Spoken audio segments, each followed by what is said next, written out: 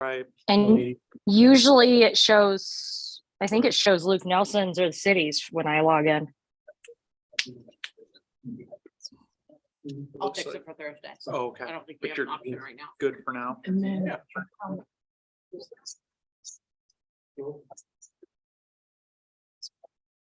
Okay. Thanks, Tom. All right.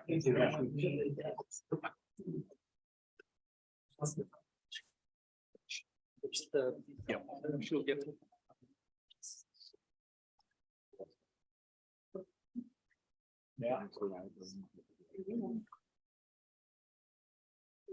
Okay, we ready? Yes. Okay, we'll go ahead and call to order city council special business meeting for Tuesday, January 17th, 2023. It is 5:02 p.m. Lindsay, would you call the roll? Councilmember Lester, Here. Baker, Here. Reba. Here. Cool, Here. Livingston, Mayor Tom Phillips. I am here as well, so we will move on. Item number 2 is the Pledge of Allegiance. Would you rise? Say Pledge of Allegiance.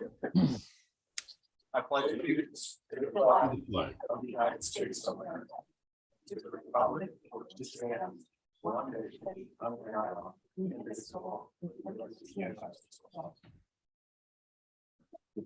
Let's pledge. You. Sorry about that, Lindsay. I saw that you weren't just ready to pop up and say pledge. Oh, it's okay. All It's right. okay. I could have quit writing. No. Okay, item 3 is approval of the agenda. Would anybody want to make a motion to approve the agenda? Second. Motion by Reva, seconded by Cool. All those in favor say aye. Aye. All those opposed, same. Motion carries. Item 4, we have a dedicated work session tonight. So tonight we're talking everything about the fiscal year 24 budget. So we're going to start out with a budget overview, move into talking about local option sales tax and our capital improvement plan, discuss the special revenue fund, have a discussion about some upcoming CIP street projects, and then we'll move into the department presentation. If it gets late, we can adjourn. But it would be good to get through as much as we can tonight. Feel free to ask questions, ask for a recess if you need it. And if you just want to stand up in the middle of the meeting just to stretch, that's great too. So without further ado, we will go to item A, which is the budget overview. Luke and Jean. All right, excellent. Well, I'll start us off. Thank you, Mayor, for the good introduction. I'm just going to jump right into it. I only have about 5 slides to step through with everyone. First one is kind of our general big overview that talks about our taxable valuation growth for Norwalk. We're looking at some significant growth going into fiscal year 24, which I'm assuming a lot of us recognize that was likely as we saw all the housing permit starts with a couple record-setting years in the past. The strategy that we are proposing tonight is to take a bulk of that growth, and just to explain this graph roughly, we divide it into 2 different lines. The red line is our debt service. So that's the one that essentially those are protected levies.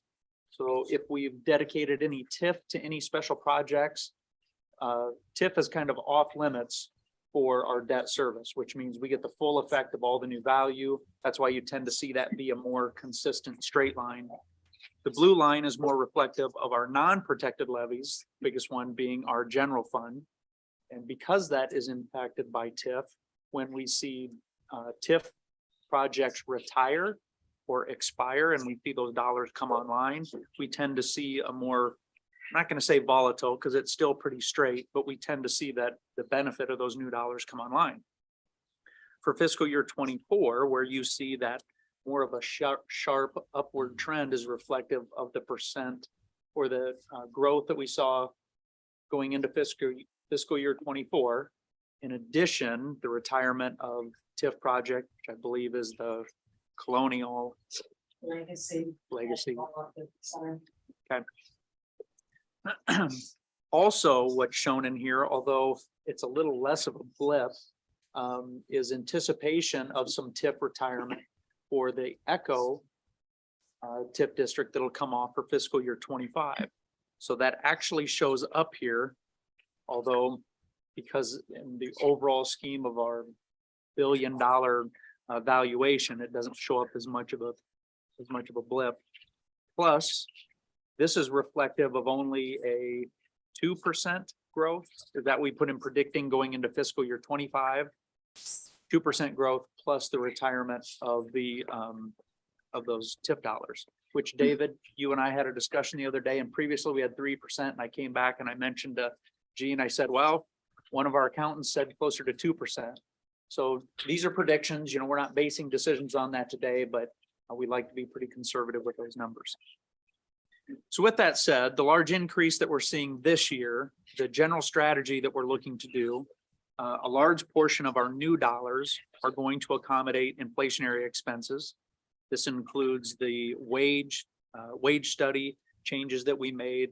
As you recall, we balanced that over 3 separate implementations, with the final one coming July 1 of 23.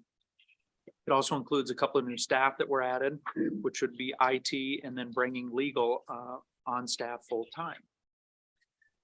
So that's probably the largest portion of those new dollars. The next, a smaller portion, we anticipate what's being presented tonight is the opportunity to lower our tax levy.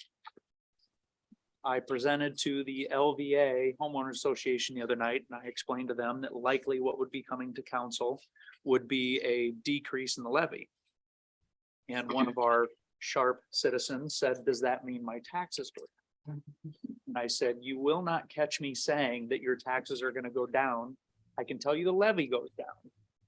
And I explained to them that we're only one portion of the overall taxing entities. So if the school raises their levy and ours goes down, it's possible their taxes could still go up. The school and the city could both lower their levy. Your valuation could go up. You might pay more in tax. So all I can say is it's a positive that we're lowering the levy. At least that's going in the right direction. The third part of that strategy is that we're looking for a portion of those new dollars to go towards reserves. Just as I had mentioned to you, I want to say maybe it was even a couple months ago, that we anticipate with the slowdown in the economy, where our bread and butter is residential development, new housing starts, and we're seeing that slow significantly, which I'm going to show on the next slide. So by putting some of the new dollars this year into reserves, that will help balance the impact of that slowdown down the road. Any questions on this slide? Please interrupt me if you have questions. This is better if it's a conversation as opposed to just me talking. Luke Paris, Community Development, put this slide together. This is showing our new single-family home starts. The red line is for all of calendar year 22, and it shows how many housing starts we saw in each month for 2022. The blue line is an average of how many housing starts for each given month. You'll see that in March, we had a significant bump. I thought maybe it was just because of maybe a series of townhomes in one particular area. And I talked to Paris and he in fact said that actually March is really the kickoff of construction season. And it was single family homes. Yes, there were some townhome projects, but it was just overall a lot of new housing starts. The nerve-wracking part of this is what you saw starting, I'm going to say in roughly June, where we really started to vary from what the average trend was, with significantly lower housing starts, most specifically in October and November, where we see maybe 7 to 10 new housing starts, but we only saw 2 housing starts in those 2 months. So we'll be keeping an eye on this, probably updating council periodically over the next year. And then when we're sitting here next year, surely that will be a part of our decision-making for the next fiscal year. For the ones in, you know, in December, then I see that there's a different direction, you know, there. And were they finishing up closed out projects or trying to close out projects or something? I don't know that they, again, looking at 1 month in comparison to past, I don't know that there was anything that really jumped out at them as to the reason why that went up or down in that month. It's an odd time of year for him.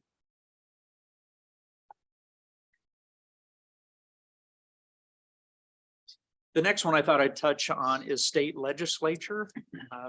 It appears to me that the aim of our state legislature this year is going to shrink dollars available for local government.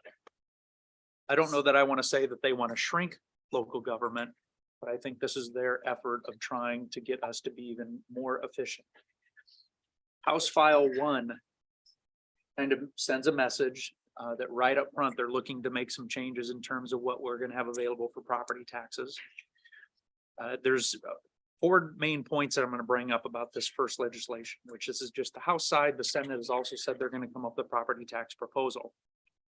From the House side, right up front, they're talking about removing about 10 cents the levy that was normally protected for schools that we could use for TIF. So essentially, they're talking about pulling about 10 cents away from us and reserving that for the schools, which great for the schools. It just minimizes the dollars we have available for TIF projects. The next item is they're talking about limiting the valuation increases from 1 year to the next to just 3%. And I have in parentheses on my notes here that this is very confusing because somebody that has a valuation increase from 1 year to the next because they bought a home, so they know the new sale price, that valuation typically increases. So does that mean that doesn't increase, but yet they still purchased it for more? So does it disadvantage the person that hasn't bought or sold a home? This was at the Iowa City or League of Cities. We have a legislative committee and there were all kinds of questions about this one. It needs all kinds of clarification. I can only tell you that it's confusing and we did not hear a lot of answers. The next one is the concept of requiring a down payment for new issuance of bonds. If we do a $4 million bond issue, it means we have to have 400,000. I was talking to Jean about that. She said, yeah, we do that already on a lot of our revenue bonds. So when she was more calm than I was reacting to that, that gave me some comfort. And it's probably not a bad thing to be more prepared, have a little bit more in reserves when you go in to do a bond issue. They're gonna really have a lot more general obligation debt and revenue debt, so. Point. they're gonna- The other item is, this one's also a little bit scary. They're talking about changing what qualifies as an essential corporate purpose. And the focus was on urban renewal areas, looking at Holly because it mostly impacts projects where we used to say under urban renewal area,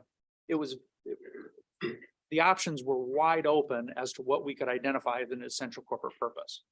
They're talking about changing that. So potentially streets, water, sewer could fall under general corporate purpose, which means the process to go through approving a project like that looks a lot different.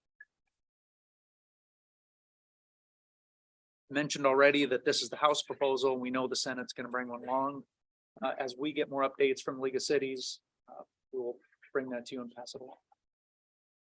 So we had a long discussion about this on Saturday at community chat. Both Julian and Stan were there. Mentioned the 3% increase. I said there's a whole lot of legislation that's gonna have to change because of that, because the county assessor, your house valuation has to be between 95% and 105% of market value.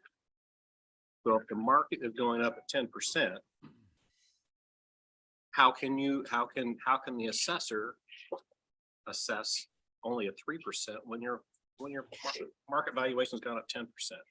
And if they are outside of that bounds more than once, I think, or something like that, the state will then come in and do a reassessment. Equalization order. Yes. Which is, so the whole thing is just a little goofy, but Yeah, I'm glad that there were similar confusions. we tried to express that confusion to Stan and Julie, whether it was heard or not, I don't. Good. Well, I'm glad that they were here to hear that. Any other questions on legislation?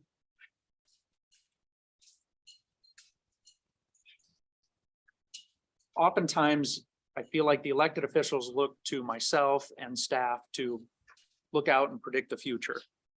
And over the past several months, I would even say probably the past year, I could even argue possibly the last 5 or 6 years, we have seen primarily lower density housing development.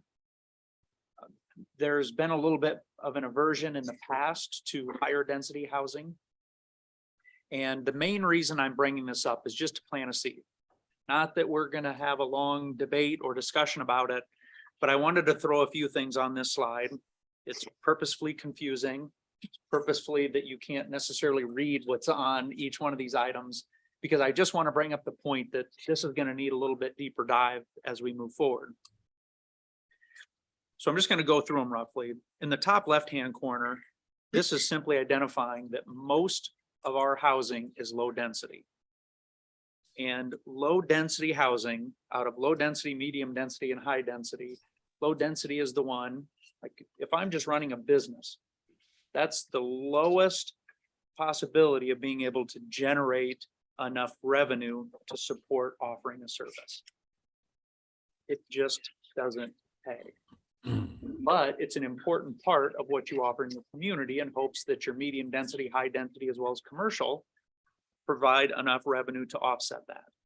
But if that single family, that low density becomes too big of a piece of the pie, it makes it difficult financially. Which is why I put the graph in the lower left-hand corner. I wanted to find a picture that what runs through my mind sometimes as frustrations down the road of how to make a budget balance.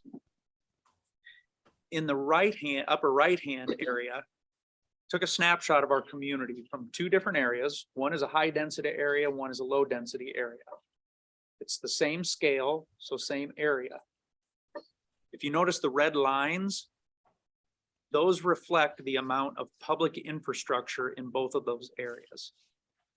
The amount of density or the amount of units in that top one is much higher than the amount of units in that lower picture, yet the amount of infrastructure that we have to maintain and provide is significantly more.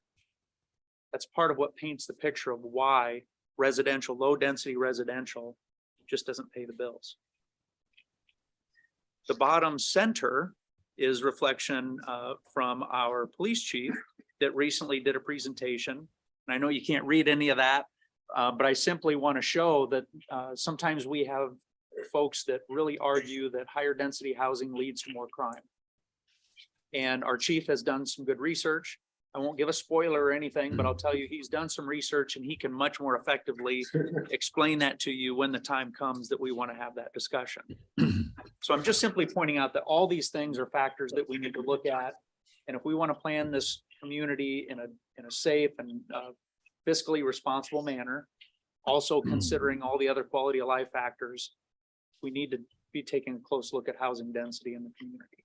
You know, we were talking about this one time, you and I, we were talking about what the community looked like, right? And not trying to change the community generally. I mean, the same personality kind of moving forward. That was one of our goals, I think, you know, in a way, right? So we were talking about percentages. And it'd be interesting sometime to see the percentage of the different types of housing. Are those percentages going up or going down? Are we staying the same? Are we changing? That's kind of what I would be interested in seeing. Luke Paris put that information together. And he sent it to me this morning because we had talked about it. And this morning we sat down and we started talking through the data. And we quickly realized that it was going to take a deeper dive than what we wanted to get into this evening. But I will tell you that Luke and his team, they have looked into that, and we do have that information to help guide us. Maybe sometime at the end of a council meeting, we're doing comments. You know, it would just be interesting to get a picture of what we're doing, you know, how we vetted and like that. So if I were just to kind of overall give a big picture thought on this, the primary goal with showing you this is just to ensure that our zoning regulations in the future aren't discouraging high density housing. And The justification being that that low density financially just doesn't pay the bills. The last slide that I have is our base wage adjustment. Each year, this is what I bring forward, that base wage adjustment is what we plug into our salary matrix. That between where somebody is at in their salary range, along with merit adjustments, that 4% is used to determine what each employee then would receive for an increase for that following year. So the proposal that Gene is going to talk about and all the department heads includes this 4% as that calculation. I mean, some of them they're higher, some are different than that 4%, but that's the base wage adjustment. If council says, no, that's too high, we want to make it lower, we have to go back and the numbers that you see tonight will look different. Conversely, if you say, no, 4% is too low, it needs to be higher, again, that would change the budget. But as of this time, what is being proposed is the 4%. Any questions on that?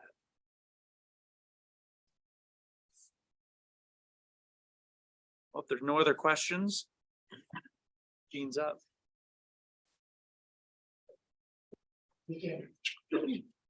Next two slides, I wanted to start with, kind of to add to what Luke was talking about as far as the legislature and how they affect us locally. If you look at this first slide, it has fiscal 23 on property tax revenue, and it's got commercial at 9%, industrial at 5%, and that multi-residential at 2%, and then the remaining as residential. This is the last year that they have classified anything as residential. Now all residential is like apartment buildings are considered residential as far as rollback is concerned. So we are losing all of that, and that I believe happened in 2013.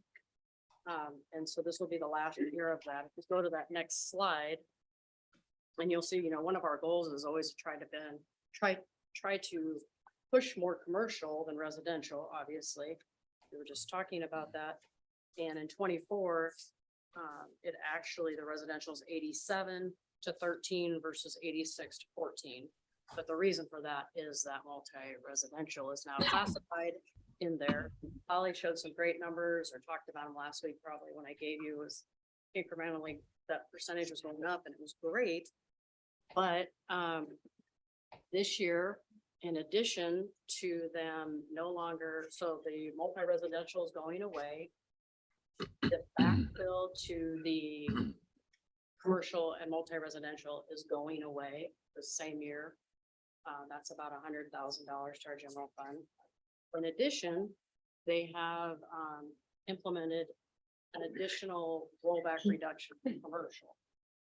So right now they get the 90%, and then any commercial industrial business on their first 150,000 of value, they get rolled back to residential. So whereas we used to get, say, 150,000, we'd get $135,000. The tax would be based on that. Now it's going to be on $84,000. The difference is about $750 for every business. So I was looking at our taxable values. And even though we did grow our value for commercial and industrial, our taxable value is actually down by about 1.5% of what we're going to get. So they just keep chipping away a little bit at us, and it's frustrating because we're doing our job to create more businesses, and it's just and as Luke said, I think they're still gonna keep hitting us. This is the first year ever our total assessed value grew 98 million or 7.5%. But our actual taxable value grew 29%. That's because that tip has always been in that assessed value, but it hasn't been in our taxable value. It's like generally your assessed is much larger than your taxable. So it's the first year that's ever happened. Go to that. Yeah, that next slide. I'm just going to talk about the values in general. Like I said, our overall taxable value is up 154 million. can't talk. 13.1% of this actual new value. So those valuations that gone up or any new housing, that's 13% of that. The other 16 is those three tip areas. On this one, the purple line at the bottom that's multi-residential, notice how it just disappears. Yes. Yep, this is the last 24. year of that. The debt service, if you look at the red line, I believe that's the red line. No, oh no, that's the commercial. Yep. I break that down. Yeah, as I talked about, actually, commercial industrial actually reduced for taxable, but the assessed went up. The 154 million, or 29.4% in that new value equals 1.3 million in actual new tax dollars to our general fund, which is pretty awesome. When I showed you that slide a couple months ago, when we looked at, we were planning, it included the wages, it included some adjustments for union, non-union, our wage study and some part-time. But now with the new numbers, with new union negotiations, and I know the pool has run into a situation in the library where they're trying to be competitive with their part-timers. We've had to make some adjustments there too. So you will see on the wage line items, you've probably already seen those on the reports. Those are up and those do account for those adjustments and are included in this budget as well. A great year for those tip districts to roll off. Otherwise, we would be really having to put a pencil to things and figure out where we're gonna cut. So we're fortunate that that is happening. You know, when you were briefing earlier about different actions the state has taken to take away some of our taxable value. I was thinking about those communities that don't have any. And, Yeah. We're actually fortunate that we're yeah, we are. high residential right now because they keep chipping away at the commercial. Yeah. Hopefully that will. Competitively be the speaking, trend. yeah. Right. We still want commercial. I'm not saying we don't, but. Yeah, even if they whittle it away, it's still Right. in the 90-ish% range versus the 50%, which is residential. Right. I think I said, you know, the elimination of the back bill from 2013, it's like 100,000. And then this new rollback with the 150,000 is about another 50,000. It's a lot of money for our general funds. The next slide, talk about general fund reserves. We obviously, general fund, we try to keep that 30%. And this budget calls for that. It's not uncommon for us to utilize reserves in one year to kind of balance the next year, and we've kind of done that. And we plan to use a certain amount of money, but it seems like due to our budgeting of, you know, we tend to estimate expenses high and then revenues conservatively. It's really worked out for us that, you know, the deficit is either non-existent or much lower than we anticipated. For instance, last year, we planned on for this year using about $528,000. You know, we hired a new police officer, we hired someone in library and a new inspector. And we did some wage adjustments, so planning to use some of those reserves. If we spend all of our expenses, you know, we're gonna be more in that $300,000 range, but we have asked department heads to take a look at their budgets and maybe hold back on the 3% of anything non-payroll related. And we're almost getting down to that zero amount. And it just really helps out for the next year. As it stands now, with everything in the budget, we hold back the 3%, the new wages, and we've got a core position in there. Yeah.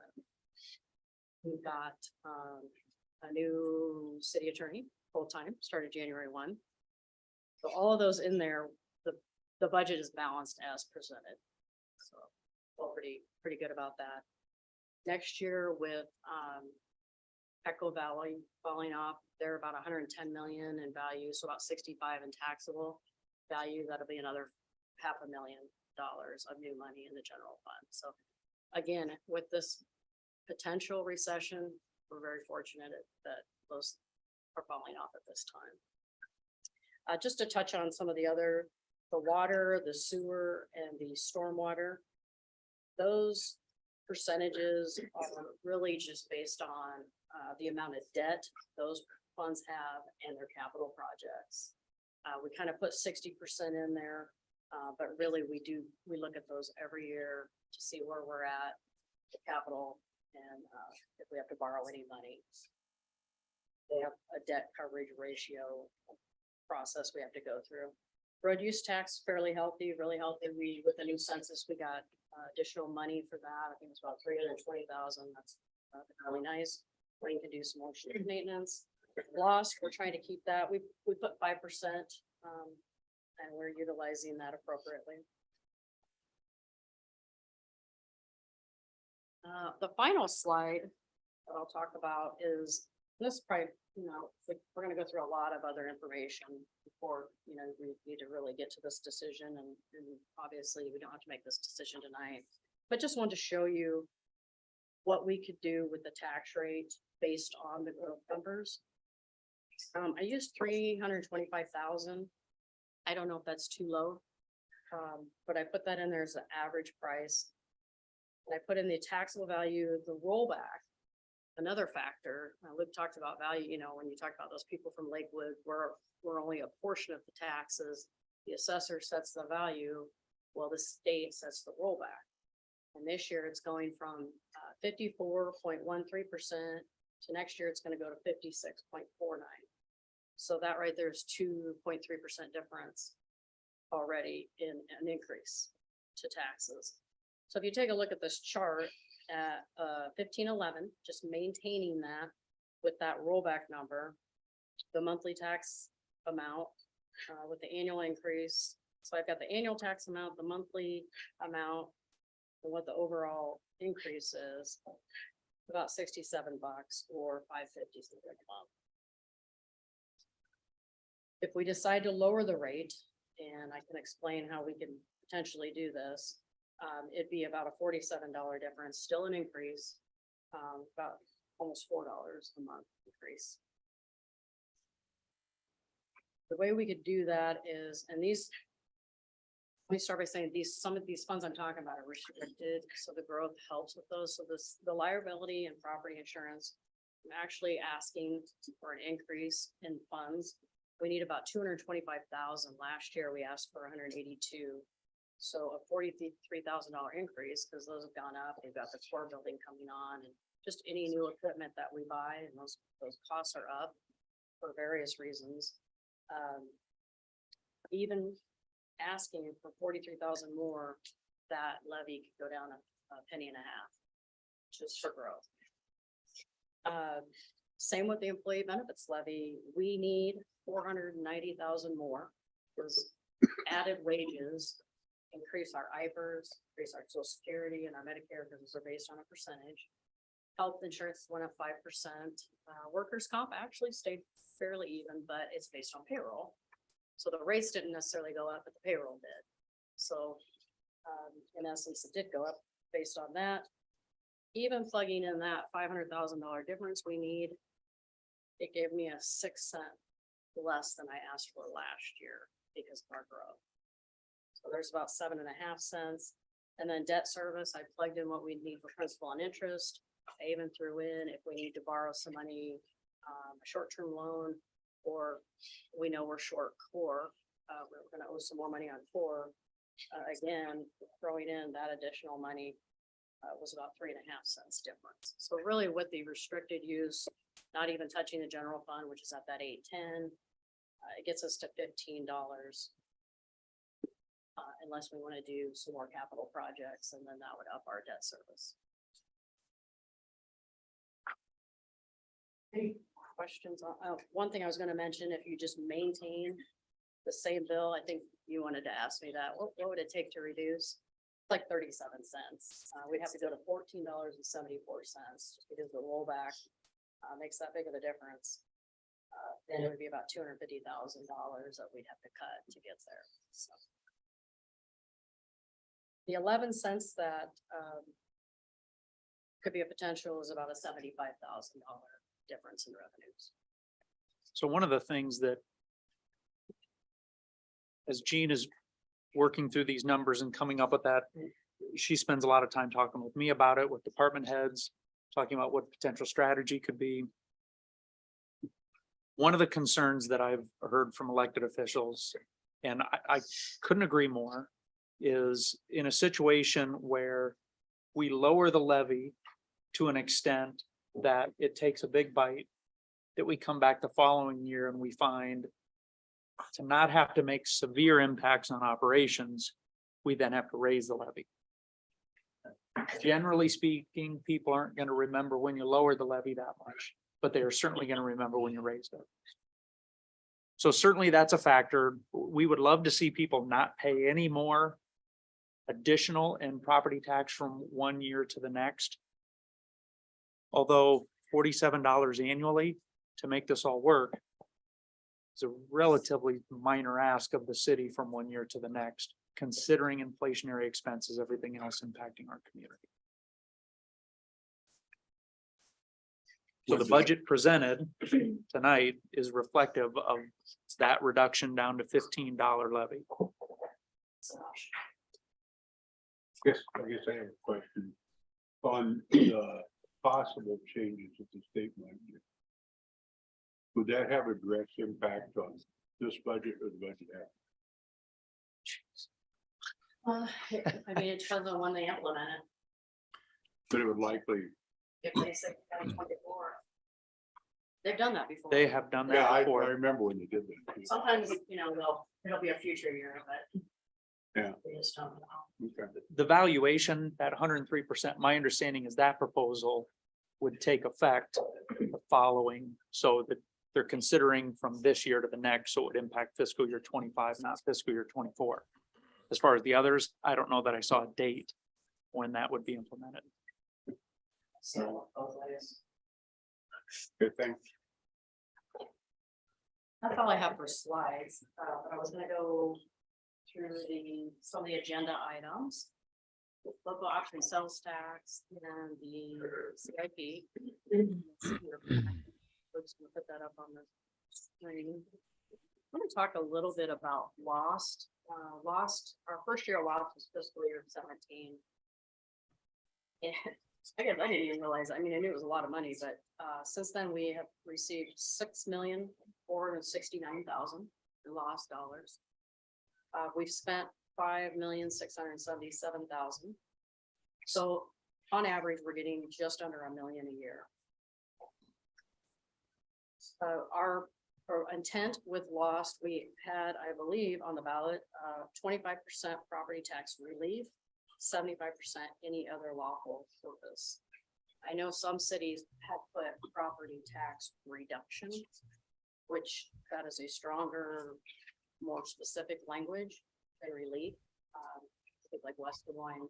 So their attorneys, like specifically, they need to offset taxes from their debt service fund. My other counterparts that I've talked to are in the same boat as we are. They believe that the definition of property tax relief, it's up for, whatever you think. I feel like, we do put some in debt service, but we haven't put that full 380,000. We could. That is about 380,000 is about 47 cents if you're just thinking in that regard. Sometimes we can look at it as we purchased equipment or paid for projects that relieved the tax burden. So if you think of $1 million a year, the payment on $1 million loan over 10 years, say 4%, which I don't know if we get 4% right now, is about $125,000 or 18 cents. You kind of think of it that way. I know I've thrown a lot of numbers at you, so. But I just want to kind of go over some things. We bought we paid for storm sirens, ambulances, police cars, body cameras, street maintenance, a lot of park improvements, library, HVAC, air conditioning, security and building access and security upgrades, a new phone system, the public safety building and HVAC that never ends. Sidewalk trail expansions, the comp plan, our financial software. IT cybersecurity, which keeps getting more expensive every year. And vehicles for several departments, fire department radios and turnout gear, just a few examples. But I just kind of, Stephanie and I had talked about that, so I want to give you guys some more information and, you know, whatever direction you want to give us as far as that, let us know.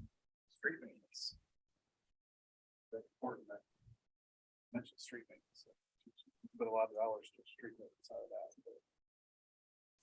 Things that are getting fixed that wouldn't have been fixed, right? Yes, sir. Absolutely.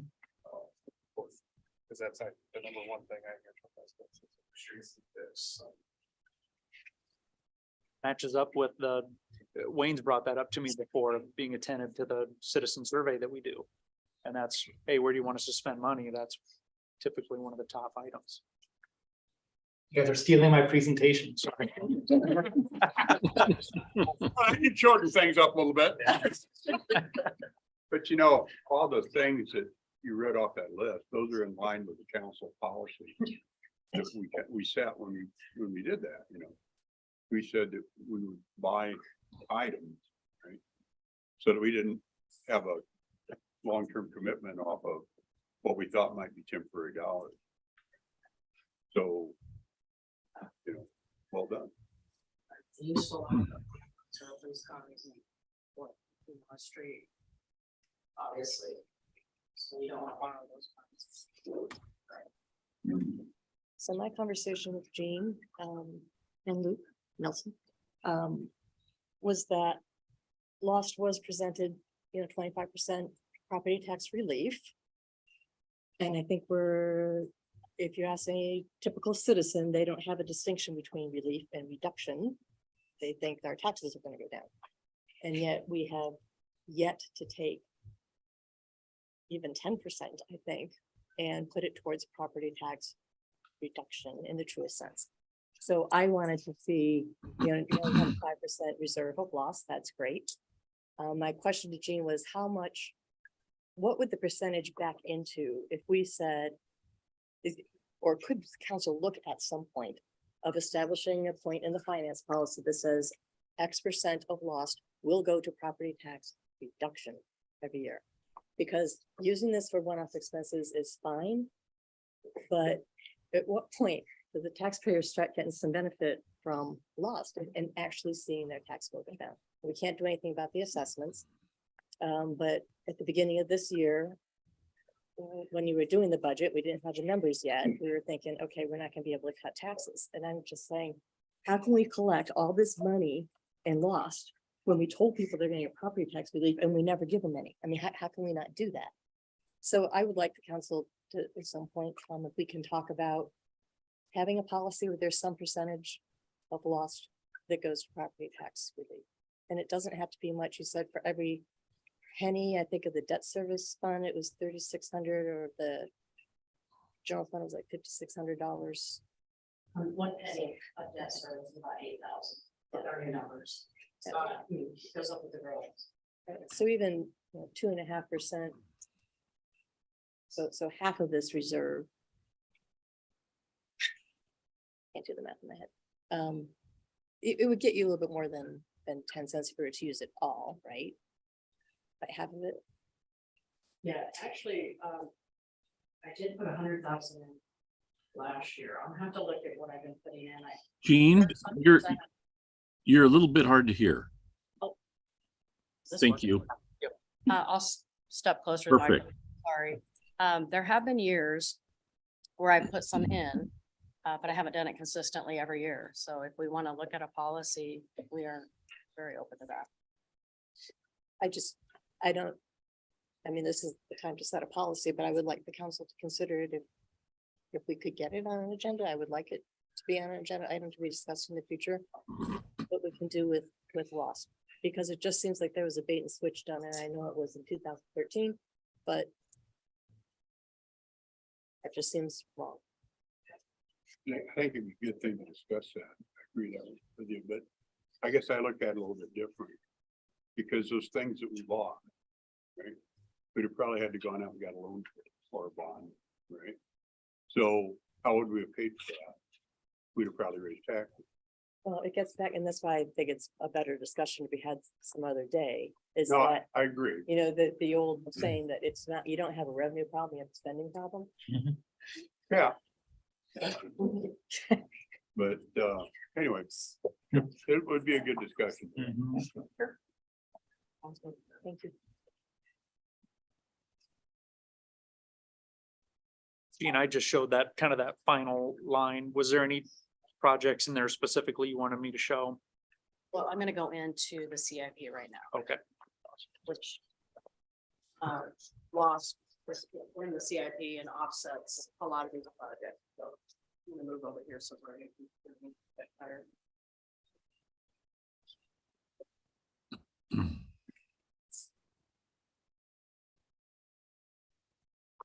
Okay, so the CIP in front of you is laid out by department. In the past, we've kind of given you by funding sources and kind of decided that's probably not the best way to show you.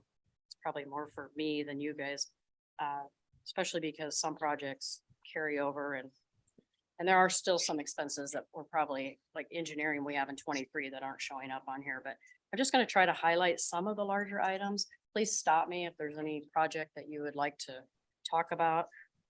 If there's something that's on here every year that we set aside for like sidewalk to trail expansion, I probably won't talk about that. Under administration, we've got that southern loop. We've hired Schneider to look at southern transportation loop to I-35 and kind of formalize a plan for growth in that corridor, that area. So that's lost money is being used for that. We have a roof that we need to put on City Hall. We've been kind of putting it off and patching it. We're at a point where we really just need to repair it. I put the airport financial assistance money in here. They are going to request that before the end of this fiscal year. Under community development, under administration, there is $75,000 that we have decided to put aside every 2 years for a project management that citywide that happens, like our phone system came up. We had building access and security upgrades 1 year and we had to figure out where to put that. That will not be spent if we do not have to spend it. So that can be reduced or go away. It's simply a placeholder for things like that. Under community development, under the LMI housing rehab program, we generally have 50,000 set aside for that, but Luke Paris is applying for a grant match. And he felt confident enough. He wanted me to put 100,000 for this year. If he doesn't get the grant, that'll go down to 50,000. Under economic development, those are all paid by TIF. Holly was asking me today when she saw the spreadsheet, why aren't mine on there? Those are all TIF related economic development, so we can justify funding those with tax increment financing. I think it was important to note that Norwalk entryway monument sign, I know that's been in there a long time, but the council did officially approve that in 2021, but it just keeps getting pushed back because of development. So, we're just trying to make sure that we don't put something up and then it needs to be torn out. So that's why that's in there. Fire department, these are lost. There's 2 items in there. That 75,000 is replacement, I believe for like breathing apparatus. Is that the best way to put it? It's a fill station for our SCBA tanks. Library, we've got 107,000 in there, just kind of freshen it up. The carpeting's really bad in there. And she wants to look at putting a security gate up. Parks and Rec, the big one there is the core equipment and furnishings. We put 250,000 in there. That will more than likely be part of the loan when we probably issue. I don't know if it'll be a loan for the core gap or short-term loan for equipment furnishings. We just don't have anything set aside yet. So we wanted to put some money in there. That building is planned to open in March of next year. It's supposed to be delivered in June of this year. But the world we live in, that can be delayed. So we're just trying to be conservative and make sure we have something in there in case we need to put some equipment in there. The rest of the items under Park and Rec are offset with lost and on that sheet that we provided. Police Department, these are all lost projects. Generally, we set aside for 2 cars per year. We're asking for 3 this year and then 1 in 2025. We just kind of moved the schedule around a little bit to make the budget work a little better. I know that strange to put one up a year early, but it just worked out better.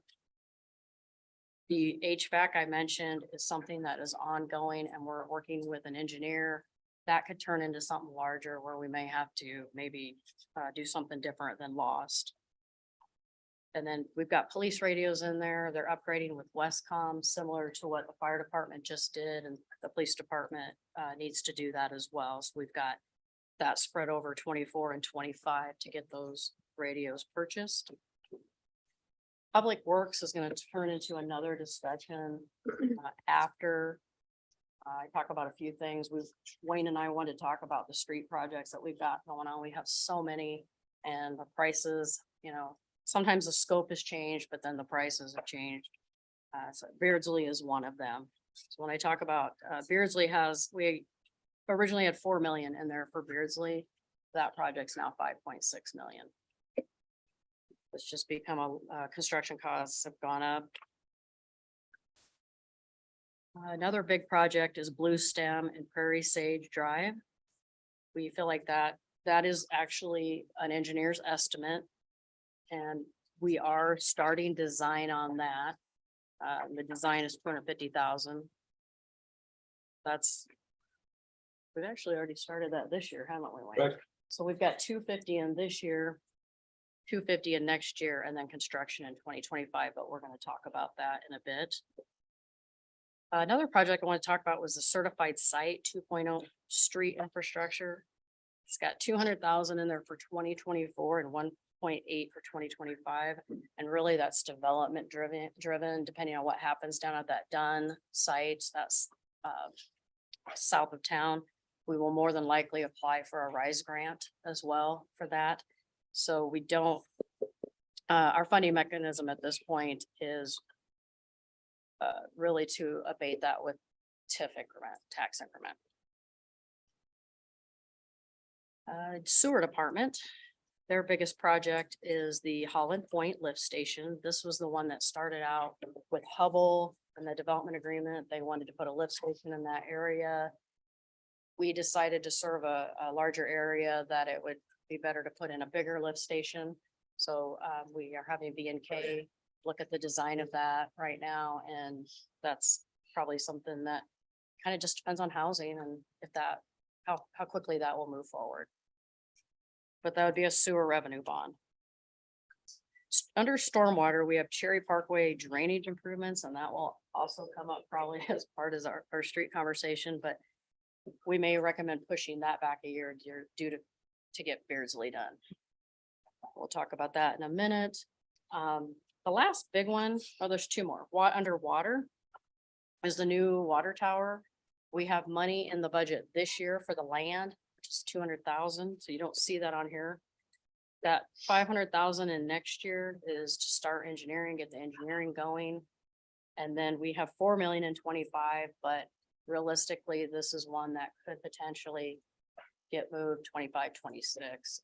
But we are starting to work on, get toward the purchase of the land and engineering. And then the final sewer one is we have Founders Water Main Improvement. So we've kind of been pushing these down the road a little bit because of the Western Water Feeder projects and the extent of those and the magnitude. We borrowed money twice for those. Those have come in really well. And we believe we will potentially have enough money to do one of those projects with the remaining funds. But we still haven't got the final bill, but the final numbers look like that is the case. Are there any projects that you would like to talk to the department heads or ask questions to the department heads or myself that we haven't touched on? would like additional information. And the $25 million number for next year, of course. Certainly that's up for review during budget time next year. Keep in mind that the primary year where you're approving these projects is for fiscal year 24. Realizing that some of them, by approving the project that gets spanned across 2 fiscal years, you're kind of locking in that second year. But it doesn't mean that automatically what shows in fiscal year 25 is approved to be spent the following fiscal year. I feel like I'm confusing everybody the way I'm saying that. I hope that makes sense. The focus It's is just the size of that number is so scary. very scary. Um, I think the focus is 24. Yes. The sudden increase in cost, though, that's a variable that's in there. When you think about the next, not so much this year, maybe, right? So we get a better idea of what we're doing this year. Right. The next year, you could have a big variable that you don't know, and we don't know. Right? So we can adjust fire on that. If we come into it. I know the focus is 24, but I can't divert my eyes. That's the accountant in you right there. It's gotta be. Okay. So moving on to the next item. The special revenues fund, I just basically wanted to show you this. It's a snapshot of each of the department's costs for their benefits. This is Social Security, Medicare, health insurance, IPERS, workers' compensation, unemployment insurance, wellness. And then it even has some money set aside for our health reimbursement arrangement. So we buy down some of the deductible for our insurance. And I always keep track of this. And I ask Kyle every year with True North. But we are saving about $140,000 a year by doing that. So we're still to the good by doing the HRA buy down versus paying the full amount for insurance. So this is just, again, to give you an idea of what it costs per department for those items. That's a separate levy. I have any questions on that? Next item is CIP street projects. Wayne and I have been working through these numbers. They're a big number. We got a lot of projects going on. I don't know how Wayne keeps track of it all.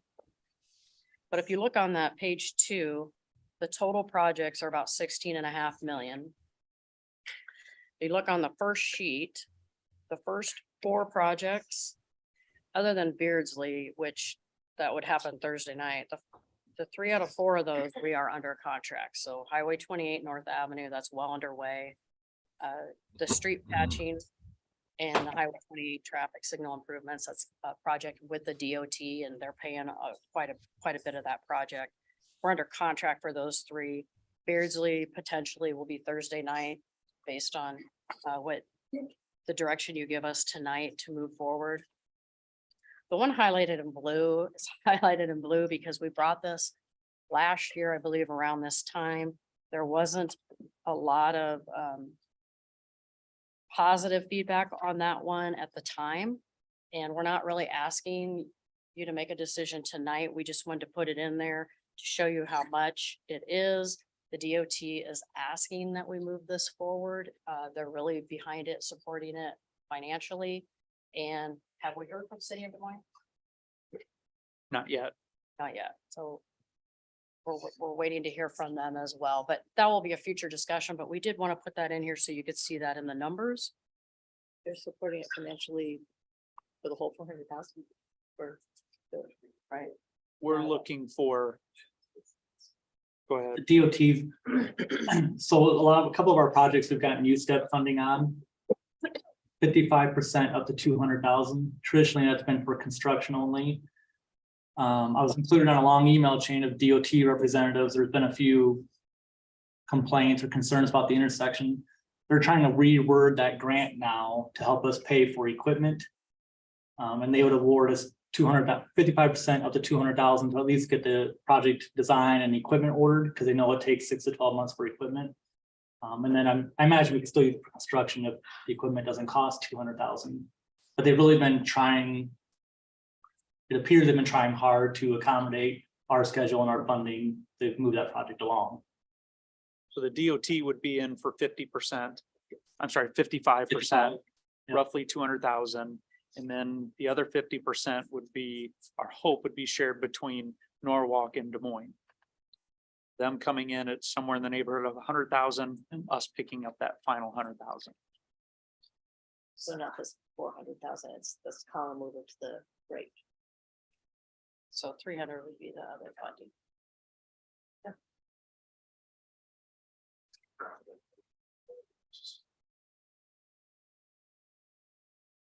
I think they will participate. They don't get the traffic light if we don't do it. If they don't park with their 100. Are they want, is it the They one that want it. wants to park the light or the DOT? No, one of their businesses want it. Right, one of the business ones. Okay. Oh, yeah. Oh, yeah, I I know. feel confident that they will participate. The amount, it's possible they'll say, hey, we'll do 100,000, it's gonna be over 4 years. It's hard to tell.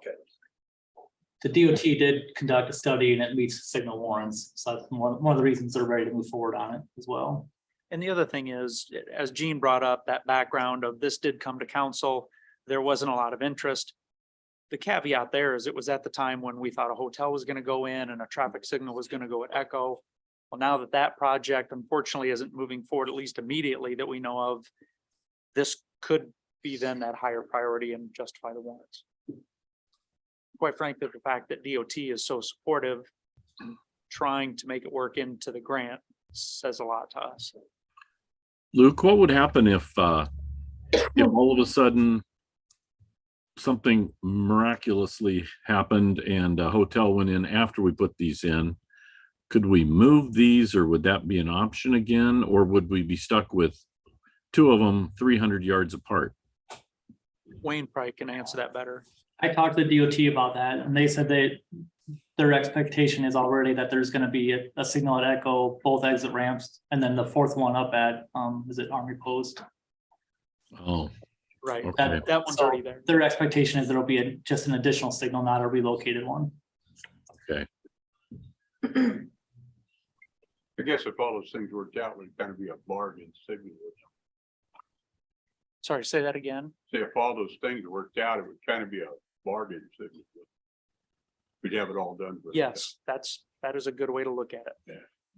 So, and I know, I mean, in my mind, then the acre's probably thinking that, what I can't speak for him. And I'm thinking, man, that's a lot of signals in a short stretch, right? But I understand why DOT wants it, and I understand the problems that are there, right? Okay. and we do have people complaining about it. Yeah. Just like DOT said. Yeah. Well, and don't forget about the increase in traffic once Norwalk Central opens up. That's true. Only get worse. Wayne, do you anticipate that those signals will be coordinated? Correct, yep. For sure, the exit ramps and Echo Valley Drive, I don't know if Des Moines would want us to continue up north to their other signal, but I believe the R3 would be R2 and the other exit ramp should be coordinated. So that at least that helps. I mean, when they're coordinated, you can tend to get a more massive group of cars to move through instead of having to stop at. each Yeah, one. if it's coordinated, it wouldn't be as bad. I agree with that. Otherwise, it's like having a bunch of traffic circles. Yeah, would a roundabout be cheaper? We've asked the DOT about that. I forget the reasoning they gave. They don't gain any traction. No, okay. I think part of it, didn't they say because of the amount of signals just north of that, you kind of miss the benefit when it's a roundabout and then a signal north. I can't remember. You do a dual round. That was brought up. That's okay. I'd probably stand that signal better. Okay. That's all right. It looks like a 75% off sale. We might as well do it. Yeah. Where's that coupon at from the state? Exactly.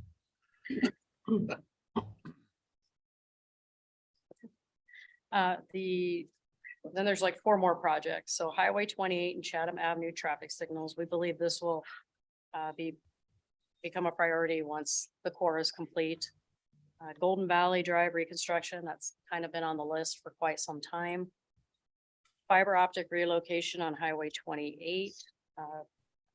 You wanna talk about that? I don't really know much about that. Yeah, it's the ICN and Norwalk combined conduit. It needs to get relocated up there in a different spot, and we could potentially change order that into our ICAP project that we're doing on Highway 28 already. Right now, it's ICN's taking the lead on that, the way our agreement reads, since we have equal fiber optic lines in there as ICN, we would pay 50% of it. Is that at Chatham or at Beardsley or where? This is up at Echo Valley Drive, Oh, okay, on the east side of Echo Valley Drive. okay. Hopefully, And I might be repeating you, I apologize if I am. This might help us with that coordination of traffic signals as well, Correct. Yep. I did not say that. That's a good point. and that's the ICAP funds. Yeah, if we could change order this into the ICAP project, I think they're funding it's an 85 or 80% funded by the DOT.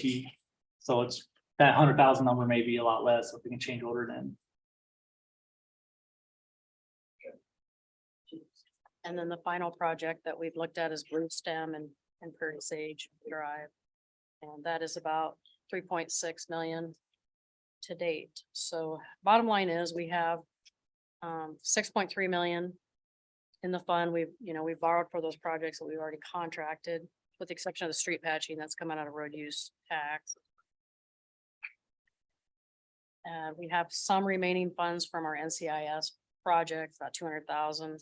We do believe that Beardsley will have about 960,000 with regards to stormwater and water improvements.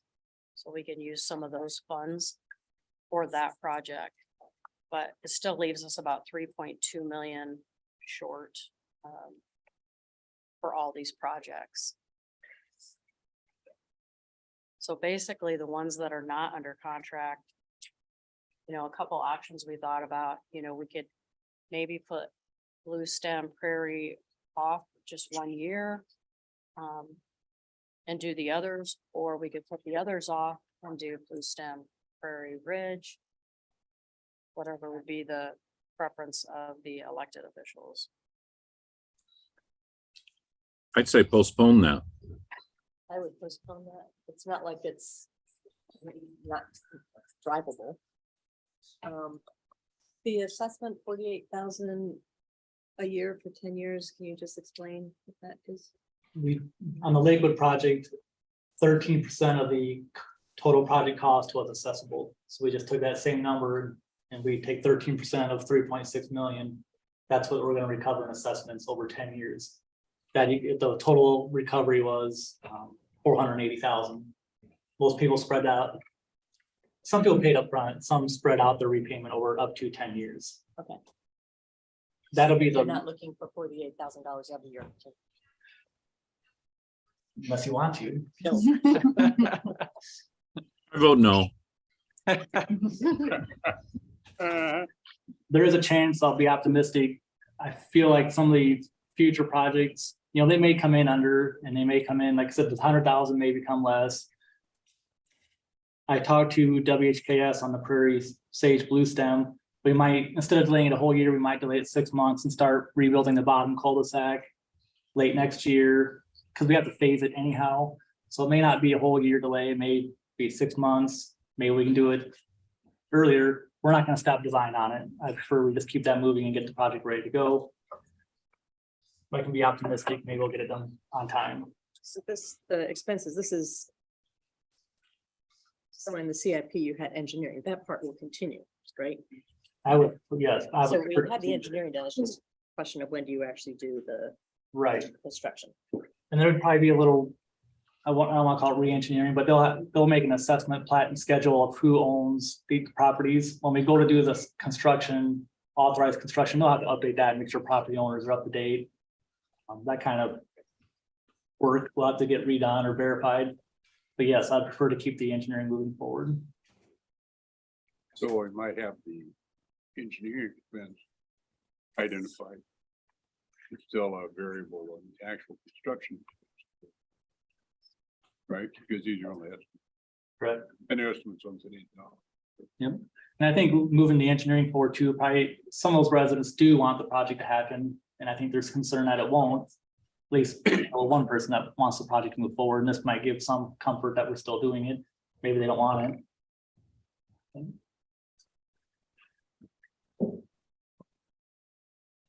The other, I would mention too,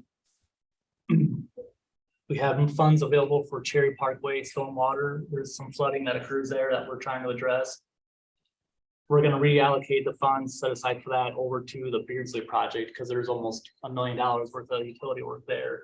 We're gonna help reallocate those funds. So along with delaying a Blue Stem Prairie Sage, it would delay that Cherry Parkway as well, which hasn't been bad the last 2 years. We've had minimal events. So doing that, if the consensus is to delay Blue Stem Prairie Sage, the additional funds needed, that negative number is resolved. Correct? Yes. It gives us a little more time. So I believe the proposal, essentially the budget coming forward, if we don't hear any opposition from council and the mayor, the budget we bring forward would then show that Blue Stem Prairie Sage being moved out. Yes, And we'd likely move forward the signals. We're hearing it's 6 to 12 months delay on equipment.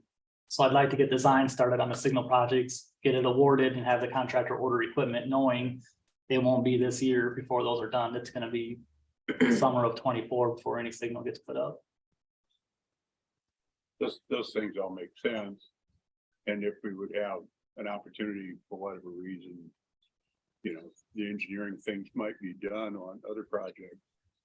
So if somehow miraculously the price of things drops, right?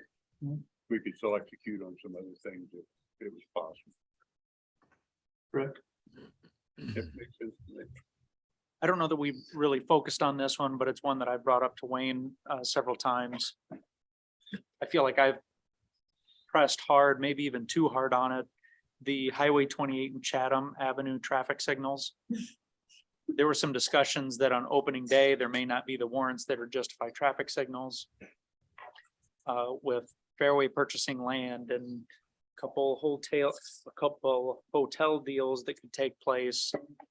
I think in anticipation that there's tournaments happening on those pods yet this year.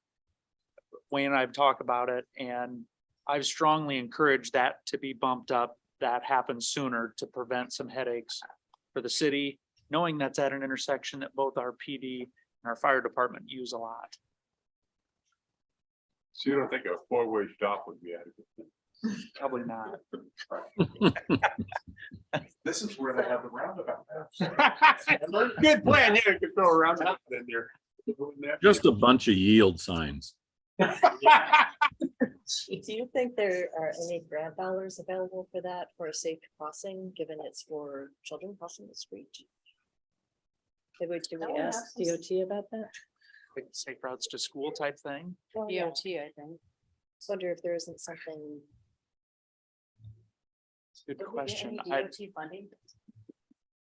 It's all development.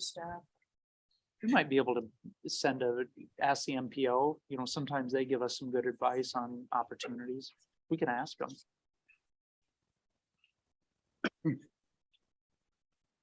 And I know Luke Paris he's on via Zoom.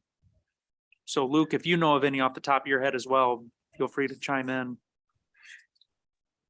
Yeah, I mean, it'd be like probably a safe routes to school thing, or I know sometimes the ICAP stuff can be used for traffic signals if it's like helping with, idling vehicles, but it's tricky.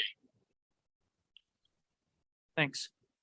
I was thinking maybe, well, too late now, but like the set aside money, since it's kind of a trail and a crossing and a community connection for transportation by foot or by bike.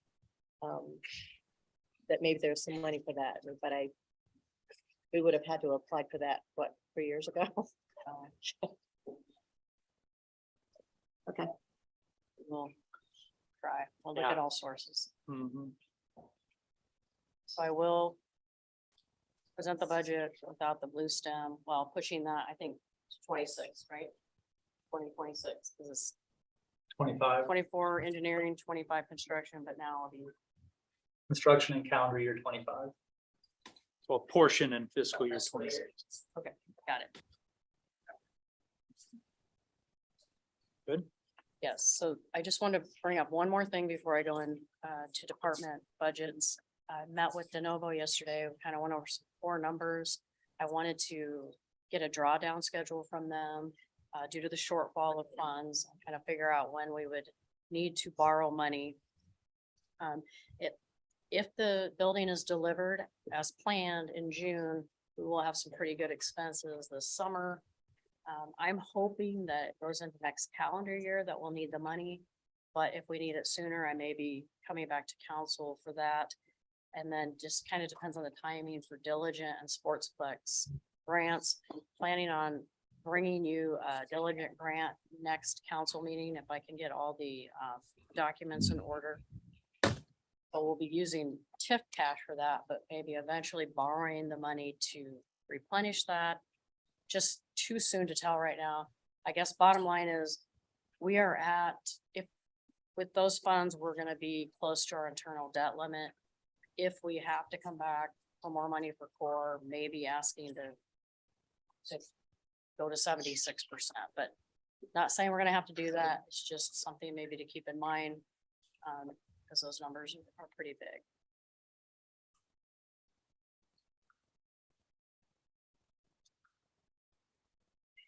So we're gonna start on department budgets, if nobody has anything else, and I'm just gonna go ahead and go into mine since I'm standing. It's okay?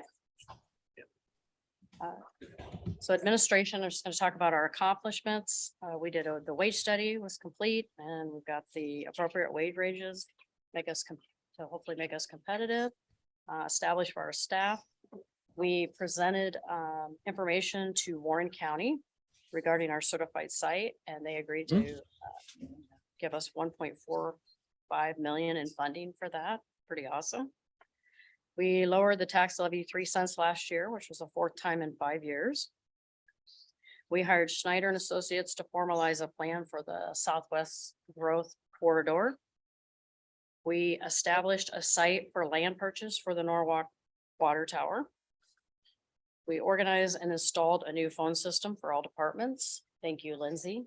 She spearheaded that, and it was not easy. Full-time human resources director officially hired, and full-time city attorney. Our 2023 goals are to adopt a strategy to bolster general fund reserves with anticipation of a looming recession and early indications of a slowing housing market, which we kind of talked about a little bit earlier. Organize an effort for mixed use and mixed density developments that accommodate the new Norwalk urbanism concept, while also helping to provide workforce housing. So affordable housing. Continue customer-focused, high-quality services. Advocate for citizen involvement, engagement, enhancing quality of life, and promoting community interests. Can you continue to work on the goals? 2028 vision of the city council and mayor. Play a city facilities planning plan, and present to council. Present a formal plan to elected officials regarding the Southwest expansion and North River Interceptor projects. And then finalize a job description for our IT position. Our, I don't know if I mentioned, probably haven't mentioned that because I'm going through our department budget, but we have a contract with the school district for our IT services. Tim Geyer provides those. They are telling us that we need to bring someone on full-time due to our needs, so we did put that in this year's budget. Just real quickly. Last Friday, I updated all the notes for these departments. Noticed at 3:30 that it brought in the notes from all the past years. So I'm like, Lindsay, don't upload that. And so I went in and I made changes. I may have missed a few. And I told the departments that, so I apologize. The first page of our budget talks about social services. We've got 12,000 set aside for the cemetery, 10,000 for the homeless shelter, and 9,000 for HERDA. You approved 4,000 to impact. Those funds are gonna come out of the LMI TIP funds, so they're not in there, if anyone was wondering.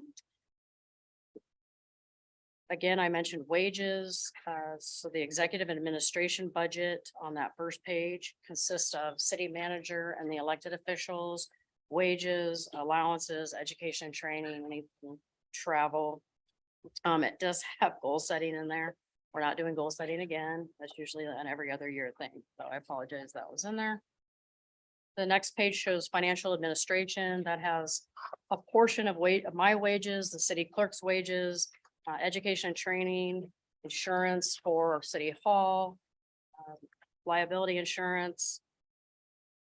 And then anything, consultant and professional fees, those are some of PFM fees, but some of those are paid out of enterprise funds as well. We've got legal services. There's a new line item with the new city attorney wages, but the legal services line item has gone down. Part of Jim's wages will be paid with several different funds.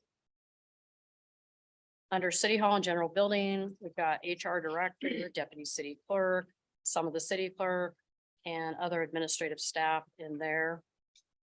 That does say added full-time IT specialist, which should be on the next page under IT.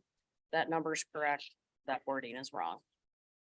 This pays for our audit, any building and maintenance repair of city hall.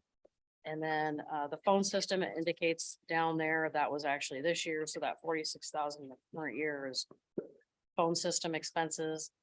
75 in the next year is that citywide project that we discussed that could potentially go away. And then 140,000 for the roof and the Des Moines airport. So we transfer those lost funds into these budgets and pay it out of there. We don't pay it directly from the lost fund. Final page is where we have budgeted for that IT specialist. 80% of it we feel will be budgeted, could be budgeted out general fund, and then 20% out of enterprise funds. This also pays for a lot of our software items, and it grows every year. Cybersecurity is a biggie. We're still trying to add adding security measures like LastPass or whatever we come up with. For those reasons, Google licenses, our financial software we pay out of here, Microsoft, Laserfish, website maintenance, Adobe, things of that. If we buy new computers for a certain department, we kind of rotate. We have a schedule for that.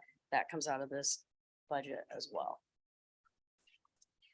Do we have a pretty firm understanding with the school of how we transition from their support to us being on our, as far as the IT support? I think that the transition that we have, so we're continuing to pay the school next year, plus bring on our IT person. The idea is next fiscal year, that's when that transition plan will be created with that new IT person. Okay, thank So there's a plan to develop a plan. I shouldn't be proud of saying that. you. Very good. That's sort of like having a plan to deviate from, right? Yeah. Okay, thanks. I like the planning facilities plan. Yeah. Does anyone have any questions for that budget? If not, I think new development is up. Luke Paris, can we take a 10-minute break? 10, 5. I'm good with whatever you are. Let's do a 10-minute break. Yeah, you probably fit pretty easy, really.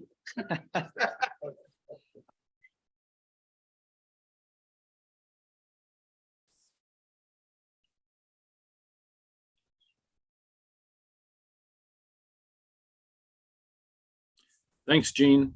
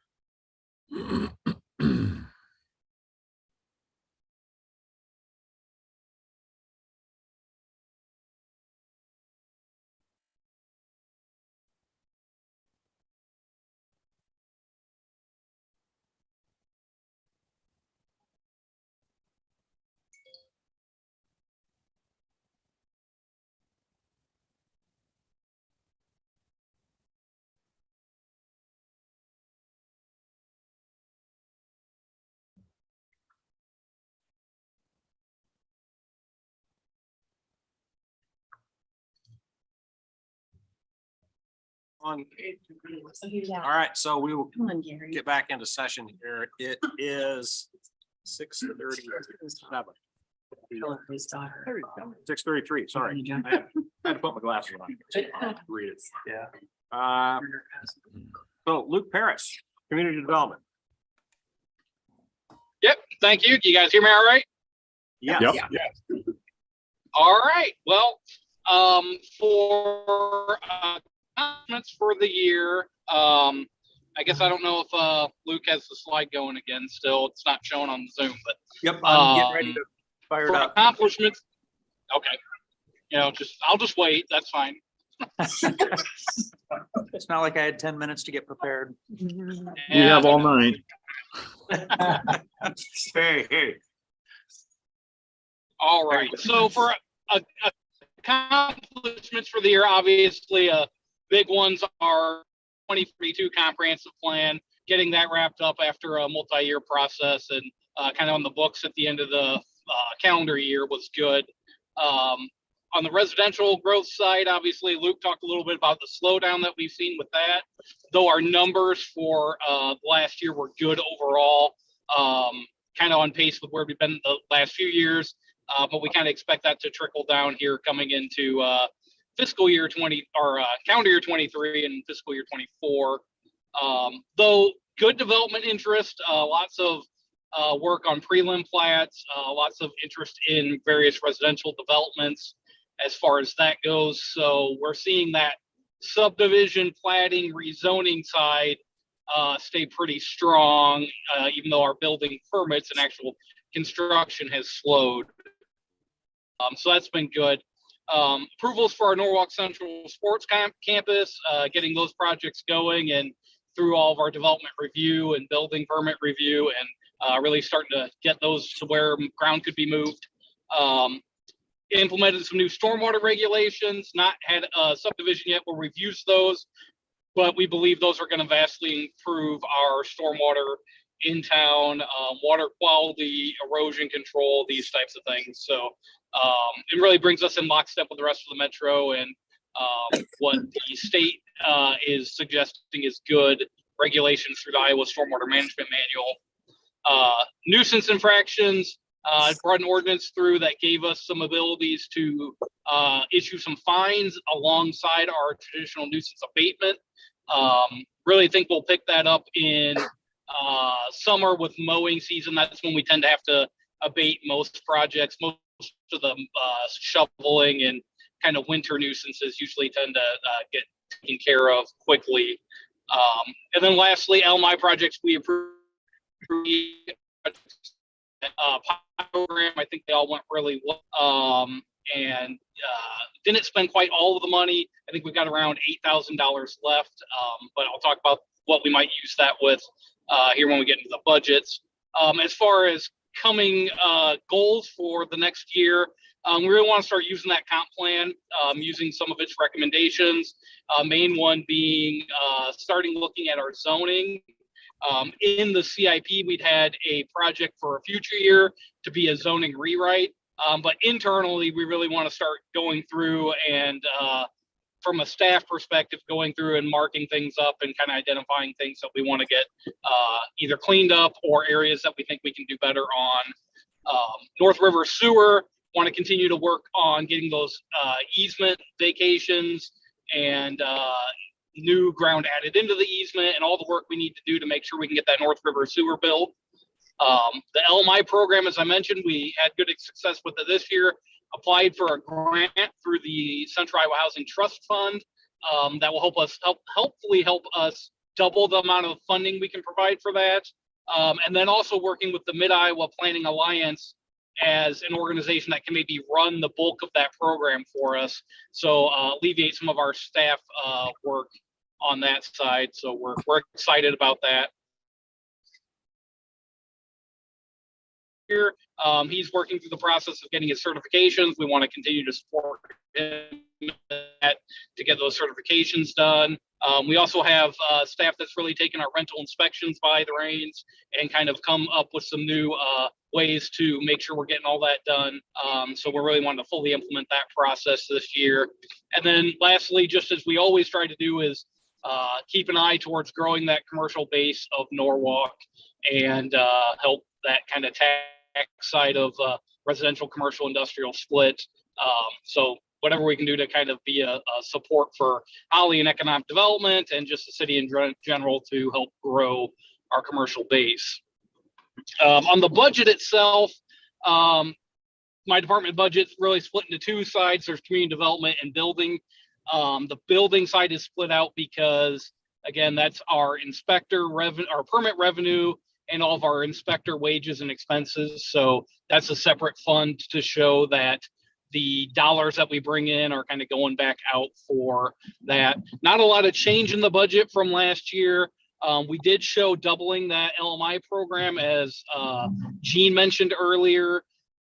Again, we're hoping to get that grant. I feel pretty confident that that's going to come through. If not, we'll drop that back down, but we'll still, either way, the status of the grant, try to work with that MIPA organization to help us do some administration of that.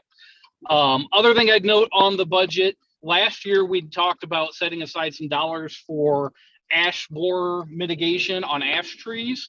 And so far this year, all of our nuisances with ash trees have been abated by property owners without the city intervening. So that's been good, and we've not dipped into those dollars.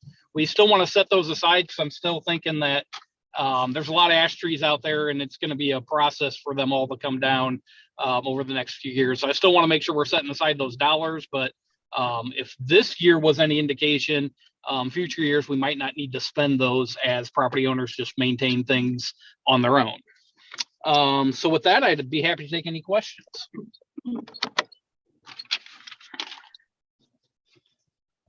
So this next year, you don't anticipate adding any staff or anything like that? No, sir. We're from a staff perspective, we feel pretty good. It's just a matter of continuing the status quo going forward. And yeah, we don't have any big projects slated for the next coming fiscal year.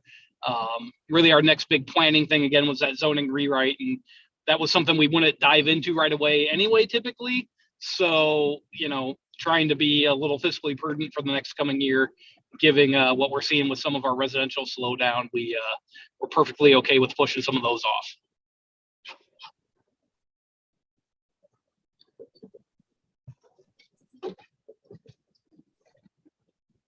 All right. Thanks, Luke. Thank you, guys. Keith Staples.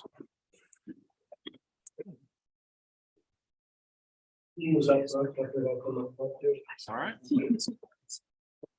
Okay, thanks, everybody. Go through the accomplishments quickly. As you know, we had a homicide. That was the first one in 25 years, and we solved that one relatively quickly. Very confident in the evidence we collected. Operation DCI was fantastic. I don't know if I've mentioned it before, but just the evidence collectors from the crime lab unit, the DCI spent 15 hours in that apartment collecting evidence, and we're very fortunate to have them at our disposal if we need them. We also had a car burglary series where we caught the suspects in the act. And they were from out of town or out of Norwalk from Des Moines. One of the individuals needed money to pay his mother back, and he thought the best way to do it would be to break into cars in Norwalk and steal it. We deployed Red Dot Sight. That's what RDS stands for, technology on our pistols this year. I believe it has increased our scores shooting range. We continued our community outreaches with holding 4 life events We restarted our RAD or rape aggression defense class. And Cops with Carts was as good or better than it ever was this past year.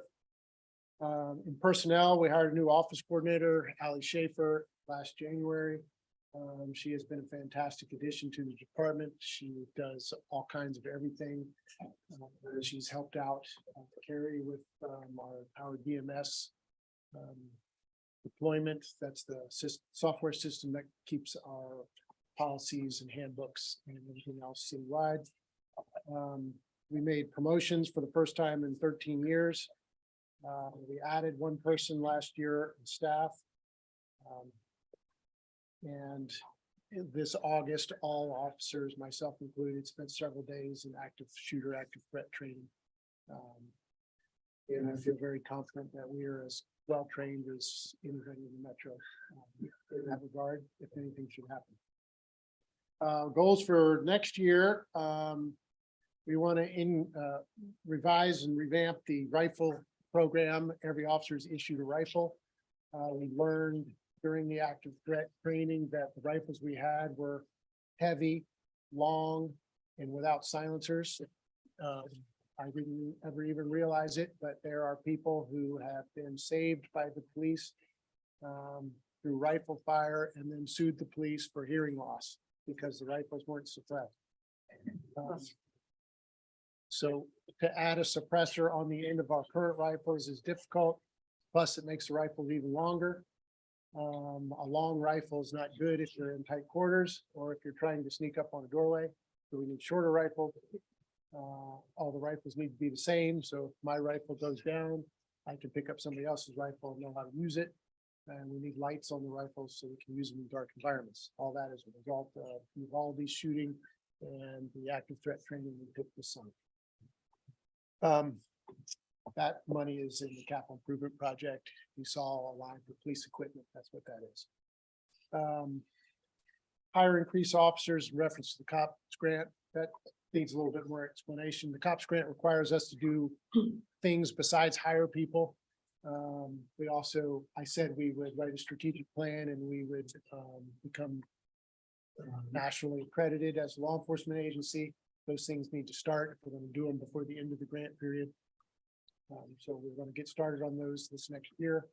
And we also need to talk on a night other than tonight about what to do with the two remaining positions that the COPS grant was that awarded us, just when, how, and if we should hire them. The school resource officer position that we approved in the last budget is is a result of the officer we hired that I spoke about under accomplishments. And I announced today that based on the field training that Caden Sauer and Clint Allen, our two newest officers, are going through, they should be done by the end of April. So the new SRO, the second, could be deployed at the school by the end of April. Which brings me to we hired Officer Allen in anticipation for a resignation. And last week, Officer Kessler resigned and took a position with the state police as a trooper.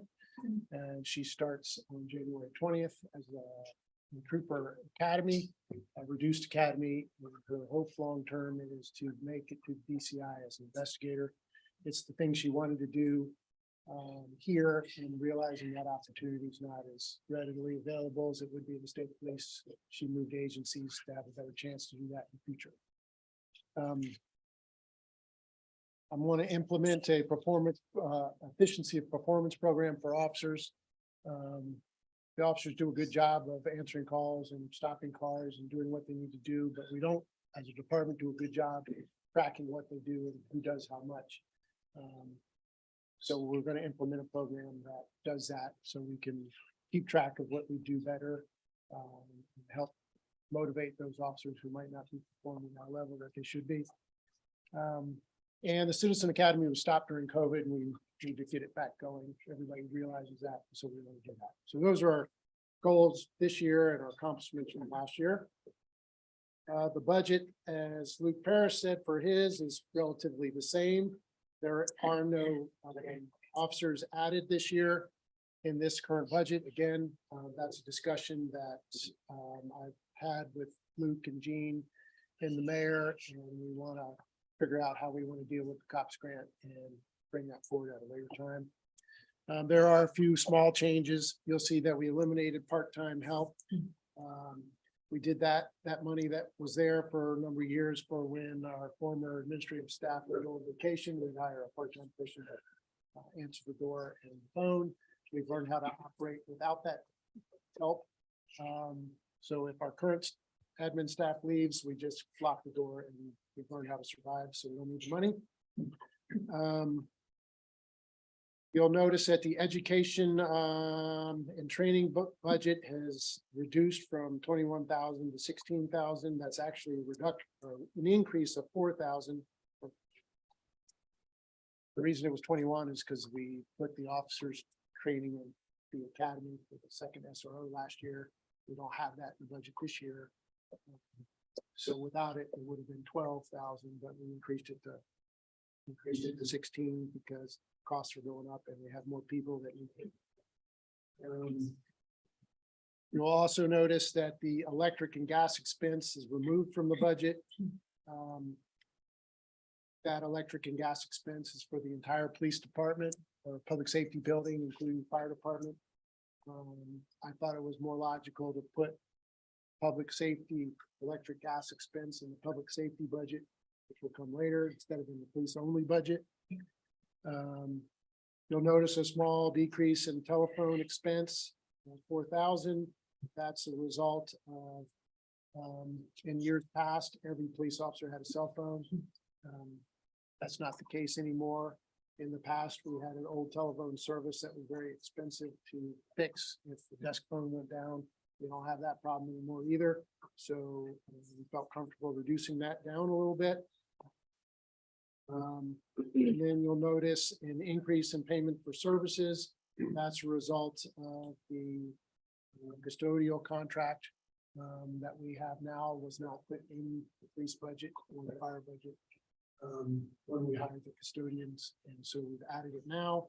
And the police department has a firearms tracking software for when we go to the range to keep our scores and keep our serial numbers and guns that we were issued. The system, so we know, and that is like a super old system that's unsupported and it only works on one computer and only one person knows how to use it. He wants to retire, so we're getting a new system. So that's the police budget. And then if you go down to the end of the page, it's the public safety budget. We have two budgets. Well, that public safety budget is expenses shared by the police and the fire department. You'll notice the gas expense, electric gas expenses there. And you'll also notice a large increase in the Westcom budget. That's not necessarily an increase in Westcom expenses. It's more associated with a new accounting of the dollars given to Polk County 911. And the actual amount of those dollars is kind of unknown. And so that's the amount we think that we'll have to pay, and it could be less if they figure that out.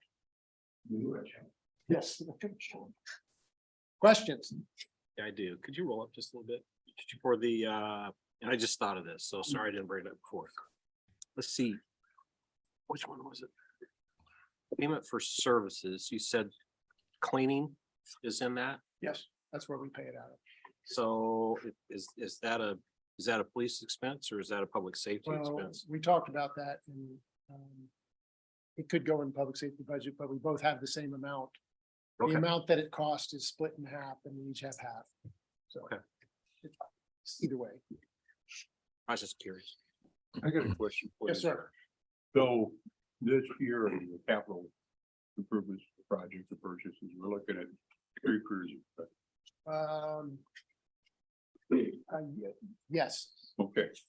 Will that, do you think that will successfully resolve the situation that we heard about earlier with some of the units having high mileage? it should, because it depends on when we can get the cars. That's the unknown factors, when we can actually get them from the dealers. So if council provides the money, and if the dealers can get it to us in a reasonably predictable time, yes. And as long as we continue to buy 2 at a time every year after that. Now, if you think back, Jim talked about buying 3, buying 1, buying 3. I think that's fine to do that so that we can get the police radios purchased when we need to have them purchased by, because we are going to be buying 4 cars, because the one from this year, the current budget year, we haven't got yet because it's still on order. Next year's 3, so we'll have 4 cars very soon on top of each other. I don't want to buy more than that, because then 4 years from now, we're gonna have 4 we gotta Right. replace. Right. So because we're jammed up this year, it's okay to take only 1 next year, which allows us to spend the amount of money on a car, on the radios, and then buy 3 the next year. And it should all even out, and it should work like we hope it to. So when I see the budget there for cars, am I in my mind to think that the associated equipment for that vehicle is included in Yes, that? yes, sir. That's the car and the upfit.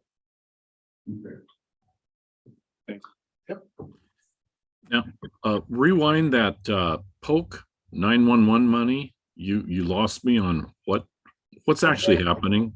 I know it's not going to be resolved, but Their Westcom's budget is predicated on Oh. 911 funds through Polk County. mhm, And for a long time, those funds were given to Westcom. And Westcom didn't spend them all and had a big reserve. So that they could do projects as they came up, kind of like we have a reserve. okay, And Polk County 911 Board decided that the amount of money flowing to Westcom was incorrect over the last few years, and took the overage, the reserve that we had, and told us that the amount coming in was going to be less than it had been before. That discussion has created an audit, which is happening, and the results are unknown. But without the normal amount of money coming in, when I say normal, the amount of money that was coming in regularly prior to this year, Westcom couldn't budget like normal, so they had to pay costs to the cities in anticipation that the amount that came in regularly before wouldn't be restored. But if it is restored, then that money would flow back to the cities and our costs would be reduced. okay. But It's a lot more complicated than that, but that's it in a nutshell. Got it.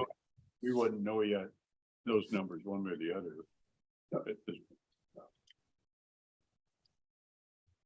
That pretty much That explains. is a very good explanation. Anything else? Okay, thank you. And thanks, Gene, for doing all the work on salaries. It makes things a lot easier.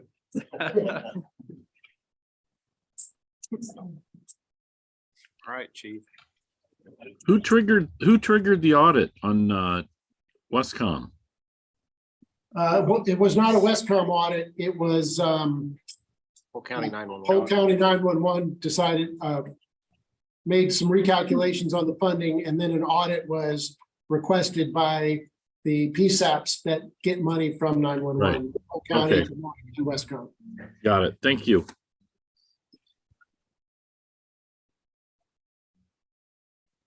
My turn? Yep. Okay. Thank you. This is actually my first year in person. Last year I was home with COVID, so I'm gonna give you a little bit of a yearly overview, I guess, if you will. The fire department operates with 8 full-time employees, and we have the fire chief, the fire inspector, 3 lieutenants, and then 3 firefighter paramedics. Myself, the inspector, on a 40-hour week, and we have the 3 lieutenants, the 3 firefighter paramedics that are on rotating 24s. They're on 24 hours, they're off for 48. Our staffing model is then supplemented with part-time staff to provide 4 people on all the time, 24 hours a day, 7 days a week. That staff of 4, they're the ones that is responsible for operations and all of our response plans. For calendar year 2022, we ran 1,651 calls. That was up almost 10% from last year and from 2021 and up about 26.22 from the year prior. So we are on a trajectory upwards, but we're still able to kind of manage those with the cross staffing and things that we're doing now. As you know, we did renegotiate several of our 28-year agreements this fiscal year, including the termination of Spring Hill, the termination of Lee Township, which will go into effect July 1. And then we reduced our response territory with Martinsdale. In calendar 2021, we requested, well, I guess, back up a little bit. So we renegotiated some of those 28 agreements. And as you also know, we have had discussions with our neighboring communities about the use of mutual aid. So I kind of want to recap some of those numbers and where we're at today. For calendar year 2021, we were requested in Martinsdale's territory 142 times. For calendar year 2022, we were requested 83 times. So we went from 142, and these are just raw numbers, 142 times down to 83. That takes the utilization from our total call volume from year to year from 9.45% down to 5.3%, 5.03%. So you can see that we did have a reduction of calls to Martinsdale. That was partially in the reduction of our territory through conversations and that sort of thing. So with Northern Warren's territory in 2021, we responded to them 135 times. In 2022, we went there 95 times. That takes our utilization from about 9% down to 5.75. So though we're not seeing huge jumps, I think that should still showing positive progression in that way. I thought it'd be only fair to show a little bit of comparison of the mutual aid that we receive from West Des Moines, because we do utilize West Des Moines for a mutual aid for us as well. In the past year, we requested in 2022, we requested West Des Moines Fire Department 33 times. We actually utilized services for 19 of them.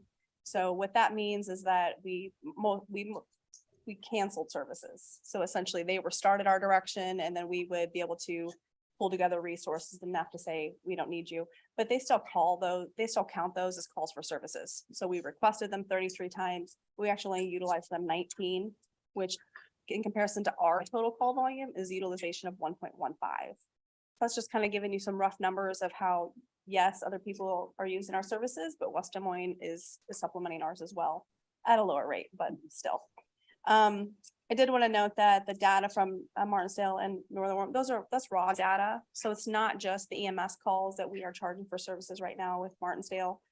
Some of those calls are canceled. Some of them are true mutual aid calls, whether they're fire responses, extrications, grass fires, and those sort of things. Any questions about any of the mutual aid? I'm just curious, you were giving us, according to our call volume, Correct. that so 5% of our call volume was for Martinsdale or for the others. Yeah. Any idea what percent of I haven't West Des pulled those. Moines calls are to support us? No. I mean, if it's only 1% of ours, I'm It's only, guessing it's very, very small. Yeah, yeah. And that's kind of when I was looking at that too, and I thought the same thing, I do every once in a while get total call volumes from the other agencies. I haven't looked at West Des Moines, but if it's only, a percent of ours, then it's much smaller than that from them. Nevertheless, we do try to manage our own calls as best we can, but sometimes we do need mutual aid from them, so. And you communicate with the West Des Moines Fire Chief through your just Metro interactions. Yeah, I go to a couple different chiefs groups that I'm in front of him and the assistant chief, and we have discussions, and they know that we're doing our due diligence to kind of pull back services from neighboring communities to take care of our own, so. Okay, so into the budget.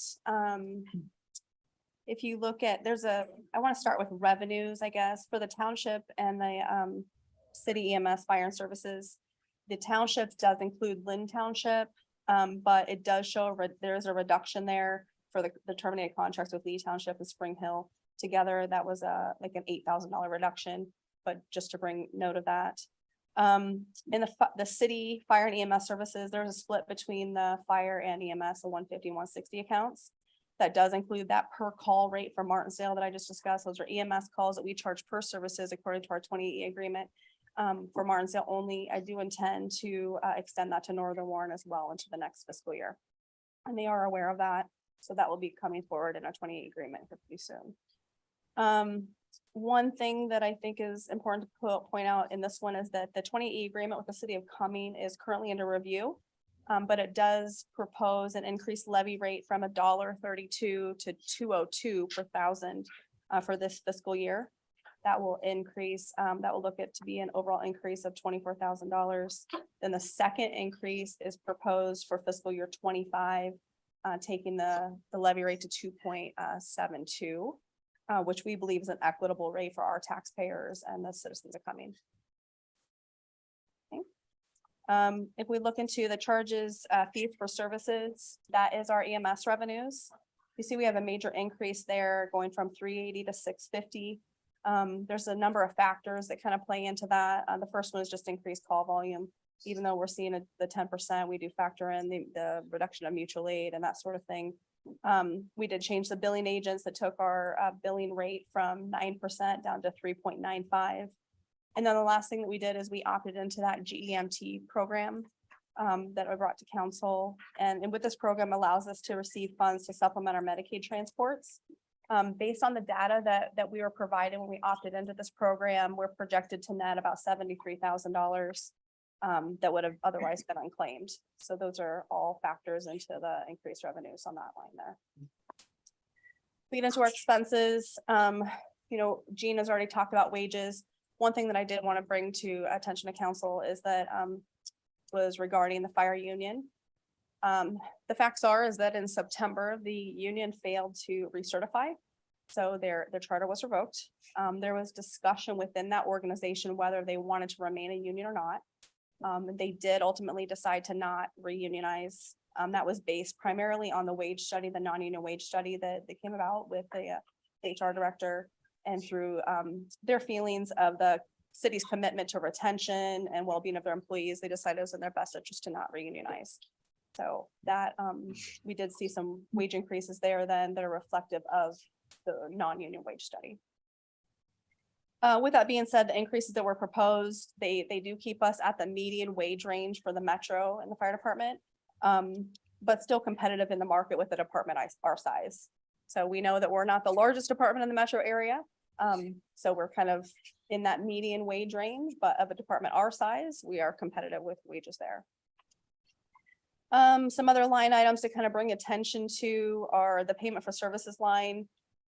Went from 13,000 to 30,000. That was where all of our maintenance agreements live. Mandatory testing that's required by NFPA for like ladders, pumps, extinguishers. That is, as Chief Staple noted, that was where our cleaning services came from that we added into this year, as well as like our copier expenses and those sort of things. So Was that that's kind of the purposeful that increase. you had your payment for services come in just $1,000 below?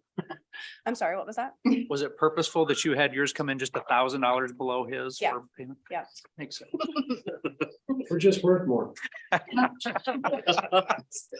Sorry, didn't want to No. start a fight. I thought that we were just gonna- My revenue is way bigger than his, so. I'll keep my mouth shut next time. On the payment for services line item, the 160 account and the EMS account, I did want to bring attention to there is a significant increase to that. And that's because it went from the 35 to 62,000. That covers our billing agent. That's the 3.95% that goes to our billing agent on our revenues. It also is where we pay for, so when we opted in the GEMT program, we have to pay a state share. And it's a drawdown system, I guess. Jean. Right. We have to pay up a state share, but then we recoup it back in our revenues. And so we just needed a line item to take that out of. So that comes out of that line item there and then comes back into our revenues. Can you remind me again? I apologize for putting you on the spot, but what is GEMT? It's a ground emergency medical transport program.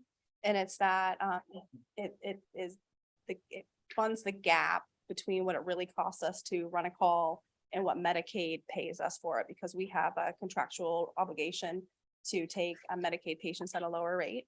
So this program was implemented to offset the costs of the services, essentially. Again, I said this was an optional program for us. We look to that net that about $73,000 based on figures that otherwise were unclaimed. So this is just part of the program there that we can increase.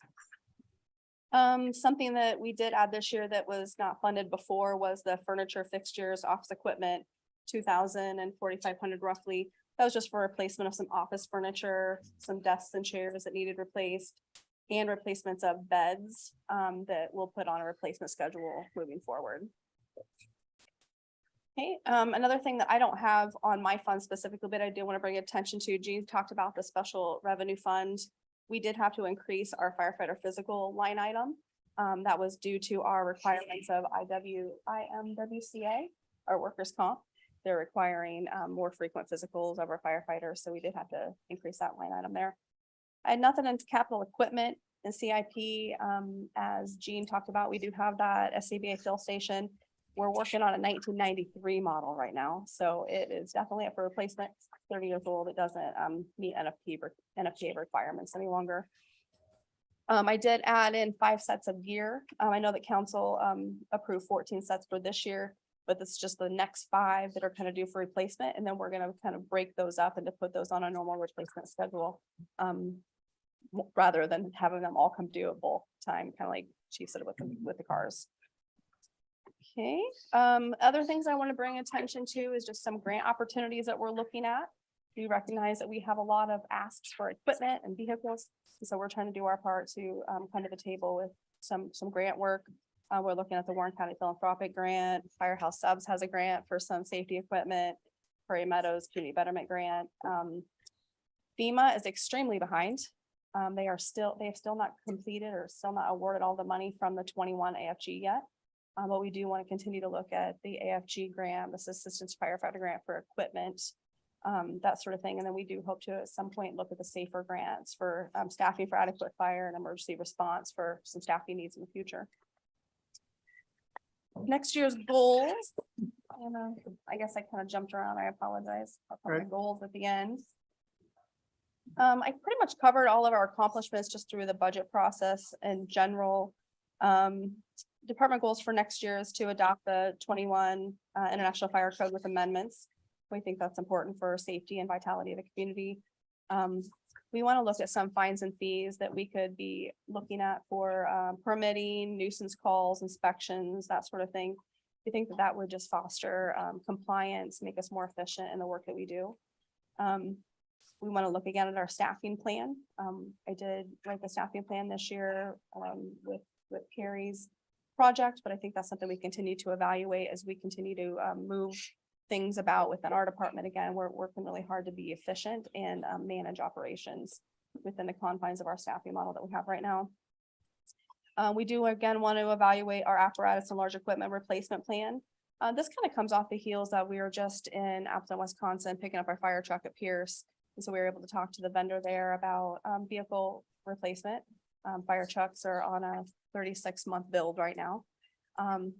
Yeah, which is getting a little bit scary. People are buying 2-3 fire trucks at a time. Ambulances, there's the same thing. But we really want to look at the equipment that we have and make sure that we are replacing what needs to be replaced, but maintaining what we can maintain and not replacing them just because. For instance, we have a tender that's up for replacement. It has low miles, run well, is not a first line apparatus. So we're considering moving some of those things around on our vehicle replacement plan. We, again, overall just want to review some of our operational responses and get some additional training for the people that we have to be more well-rounded and more technical within the community. And we also want to implement programs that are going to promote the overall health and wellness of our firefighters. So we're looking at peer fitness programs that we sent one of our individuals to. Peer support, the physicals, cancer prevention, and those sort of things. So I want to thank the council. You guys were very kind to us this year, gave us a lot of things that were unbudgeted items, and we do really appreciate your support. And we're going to continue to raise the bar of professionalism here and be a fire department that you guys are proud of. So do you have any questions for me? I appreciate the renegotiations that you've been able to achieve.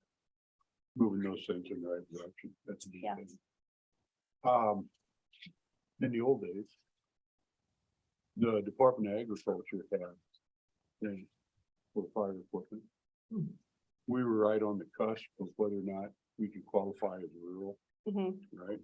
Yeah. So I don't know what the world looks like there now. But I know those were fairly significant grants that people qualify for. Yeah, we'll definitely look into it. We have our feelers out all the time, looking for other grant opportunities, whether it's through the State Fire Marshal's Office or the DNR. Seems like there's always things out there, so we're trying to do the best we can.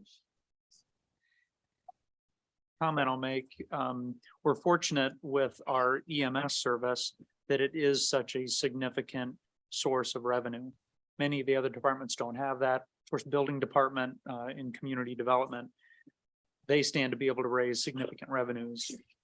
So it's been nice to have Chief Porter so attentive to those potential revenues. Another one in the future that we've talked about is, so sometimes I feel like I'm negative towards the state legislature, although they did pass a law in the past that allowed an additional levy from rural areas to help offset the cost of EMS services. I anticipate that may be something we'd take a little bit deeper dive on. Although Chief Porter has said to me before, hey, one step at a time, get so much work on those 2080 agreements. So I foresee that's another opportunity. We know that there is some opportunity for additional levy for fire districts. Word has it, they are discussing it at the county level. So hopefully we'll see some of that, some movement in that direction. Because as you may or may not know, Lynn Township is the last township that we're locked into the state levy rate of 60, it's like 0.6075, which you can see we got to the 272 with Cumming eventually in 2 years, which is, that 60 cents is way off the mark. But we're behind there. So we're trying to figure out different ways to fund that. Well, if you start that conversation, need somebody to help take some lumps with you, let me know. I appreciate that. Anything else? All right, thank you. Dean?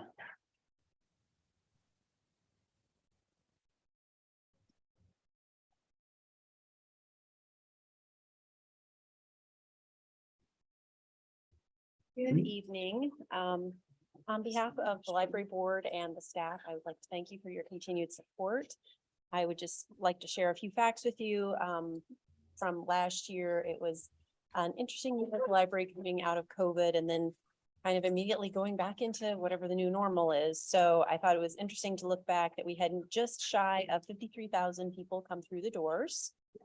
And we had 6,700 card holders. So I think that's pretty good for our community. We operate 55 hours a week and we do that with 7.18 full-time staff. And I'm pretty proud of what they do. Interestingly enough, we have almost 20,000 wireless usages every year, and that boggles my mind, but I cannot really find any tracking. And I've worked with a company that tracks it with us and they're like, you are just really some power users there. So thank you for the excellent internet and extra Wi-Fi that we have. And that's not including the hotspot that Parks and Rec put in during COVID to allow extra access into the park. So it's very interesting. Last year, we had over 9,000 program participants in the building, and then we served an additional 3,200 folks outside of the building. I would just like to point out the outreach numbers because City Council did fund the full-time adult services and outreach staff for us. And so we were able to generate a lot of activity outside of the library in addition to what we do inside the building. And as far as our accomplishments, they are in front of you. We are particularly proud of the fact that we have used up every last little bit of wall space that we have, so we can no longer grow any more in that building to add shelving space. You're not But complaining. you're gonna hear about it a lot. If we could go anywhere else in the building, we would, but we are pretty packed. Last year, we did double the number of the programs offered, and I think that's significant, especially coming out of COVID. We did create a bi-monthly event calendar, and we think that that has had a large impact on the number of people who come to the library for various things because we're better able to get the word out. We did receive the ARPA grant from the Warren County Supervisors to offer the Adventure Pass program, and that is where folks use their library card to check out free passes to the zoo and the Science Center, the Children's Museum, and the Botanic Garden.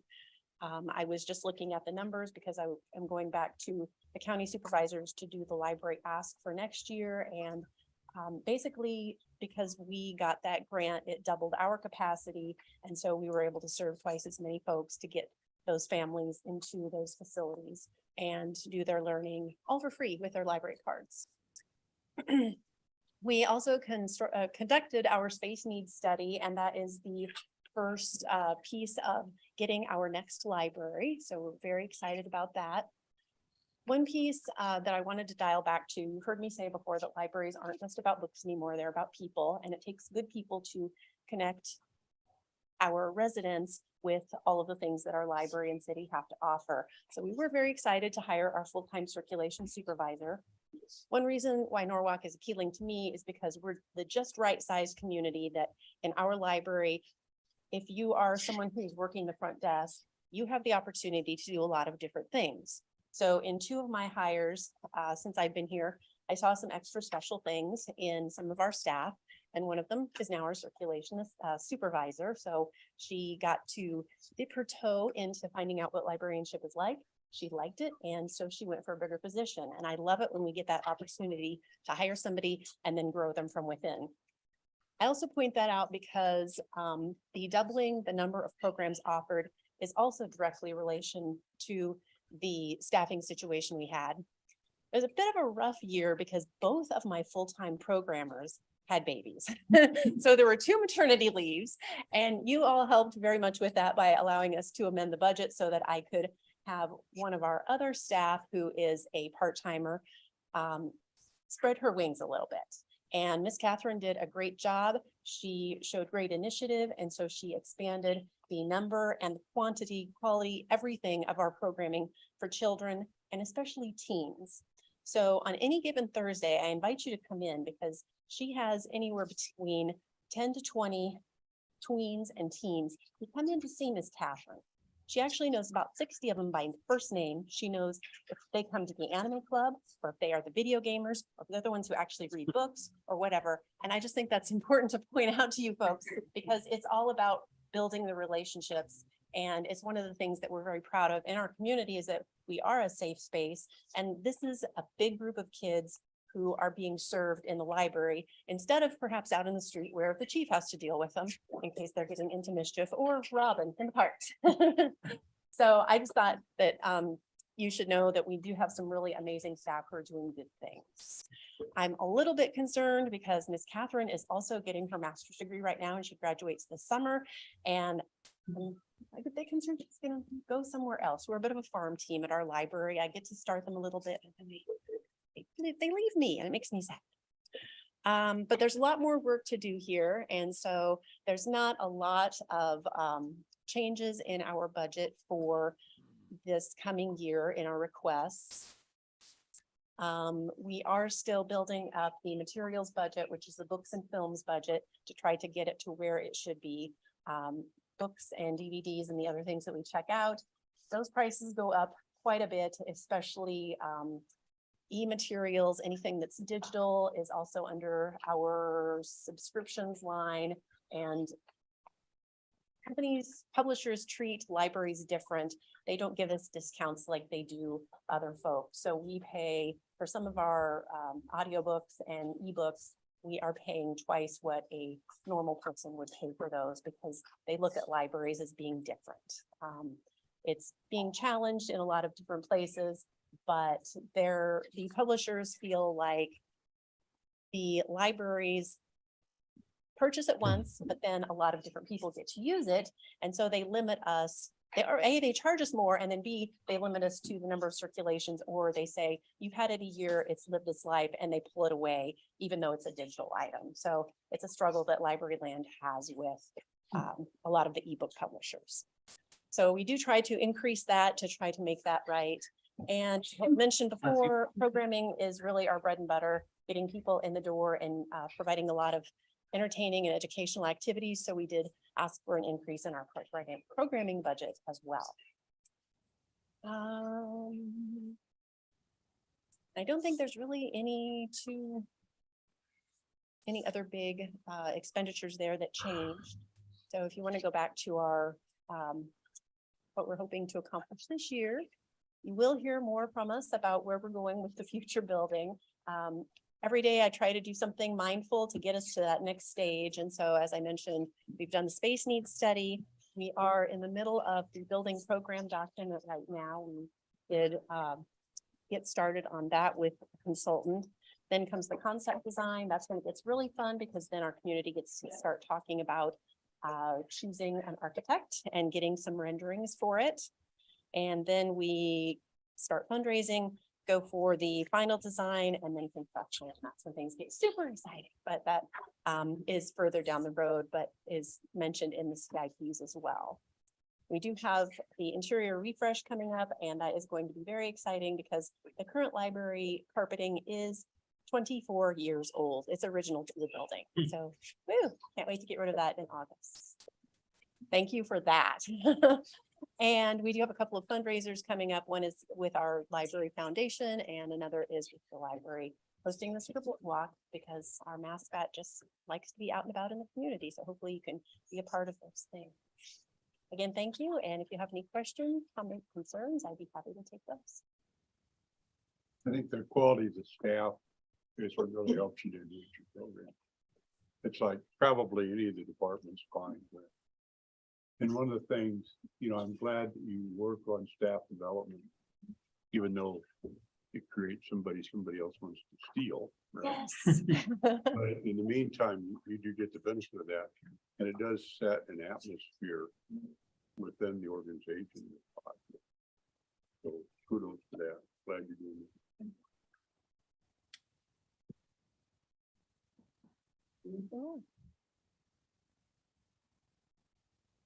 Thank you. Thanks. Holly?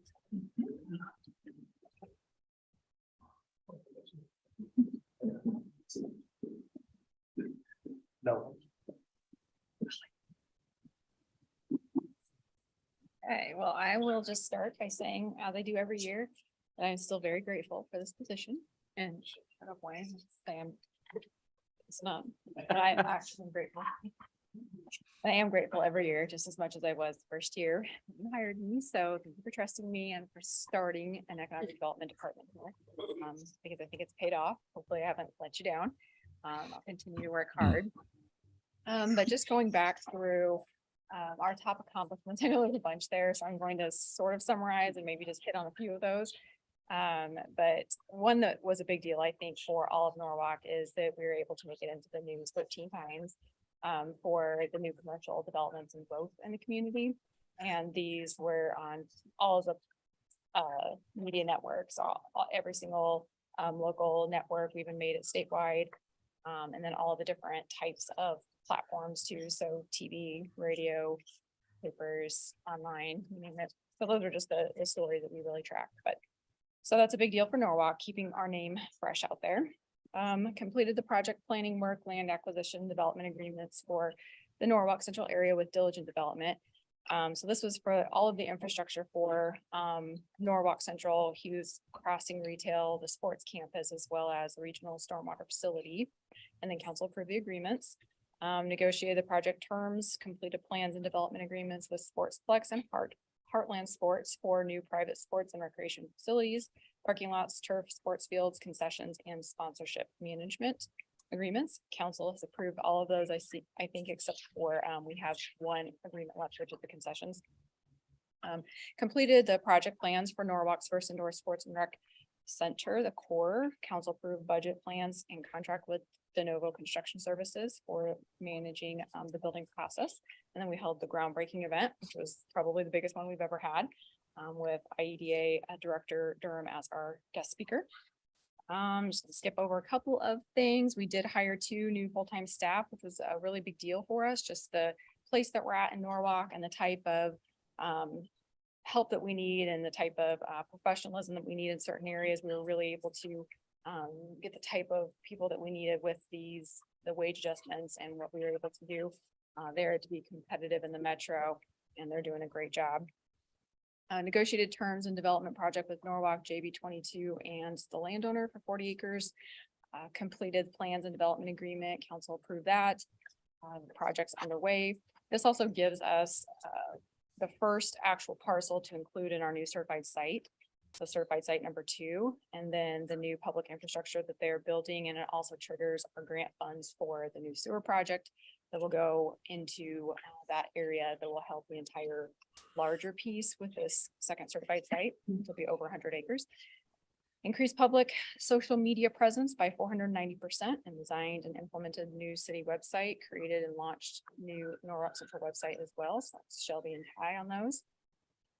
And then we also negotiate terms and work development projects for 2 hotels. Both are currently under contract for land, and assisted Fairway Store with the site and project planning for the new store to be built north of Norwalk Central. Closed on their land a few months ago, and site work begins in the spring. So these are just some snippets of the things that we worked on, but many, many hours. Hard work was spent on smaller commercial projects along Highway 28, commercials prospects and other land development initiatives, including North Shores, the future certified site land south of Delaware, Stark site and County Line and 50th, and tenant space and new retail centers, and many more. The numbers, we just want to touch on those a little bit. Conservative estimates of what we can expect to see in the next 3 to 5 years, just from the projects I mentioned above. Independent of incentives or tip rebates, would be an additional 66 million in new taxable value and 2.3 million in new annual commercial property taxes. Those are very conservative numbers. Estimation we're looking at is about $100,000 a year in new hotel motel taxes, and at least a very minimum of 25,000 a year in new local option sales tax revenues. Because the formula I know is super wonky, because our local option sales tax from our businesses get spread out across the county. Understand that's and on Gene's boat, but just looking at some of the projections that we've been given by Retail Strategies, we can expect off a standard, they have every single company. So we've been able to pull some projections from that. This also does not include our larger industrial expansions. So Michael Foods, of course, as those that are coming online, doesn't include those. And so that just kind of a light projection over the next 3 to 5 years. And just to give you an idea how possible that really is in the last 5 years, we were able to increase our commercial and industrial taxable value by 120%. So actually in 2016, we had 4.7 million in taxable value for industrial. And then we are now at 101 million in value for commercial and industrial base. So it's a huge difference in just a short amount of time. So we can absolutely add this 66 million over the next 5 years. I have no doubts about that. Unless, of course, we hit a complete recession and then it's not my fault. But so goals for 2023, have the grand opening for Norwalk Central as a whole, and a full kickoff ceremony for the sports campus and turf fields. So that will actually, there will be more of a soft opening or a smaller grand opening for the sports and the turf fields area, because they'll be done before we are. Complete 2 hotel development agreements and groundbreaking events for both. Submit successful application for the second certified site and implement the Southwest Industrial Corridor Plan. That's a huge project, take a lot of time, lots of people. Thankfully, we have Chris on board for those things. Grand opening for the Dunn Industrial Park. They're already underway with their site work, and they will have buildings going up this year.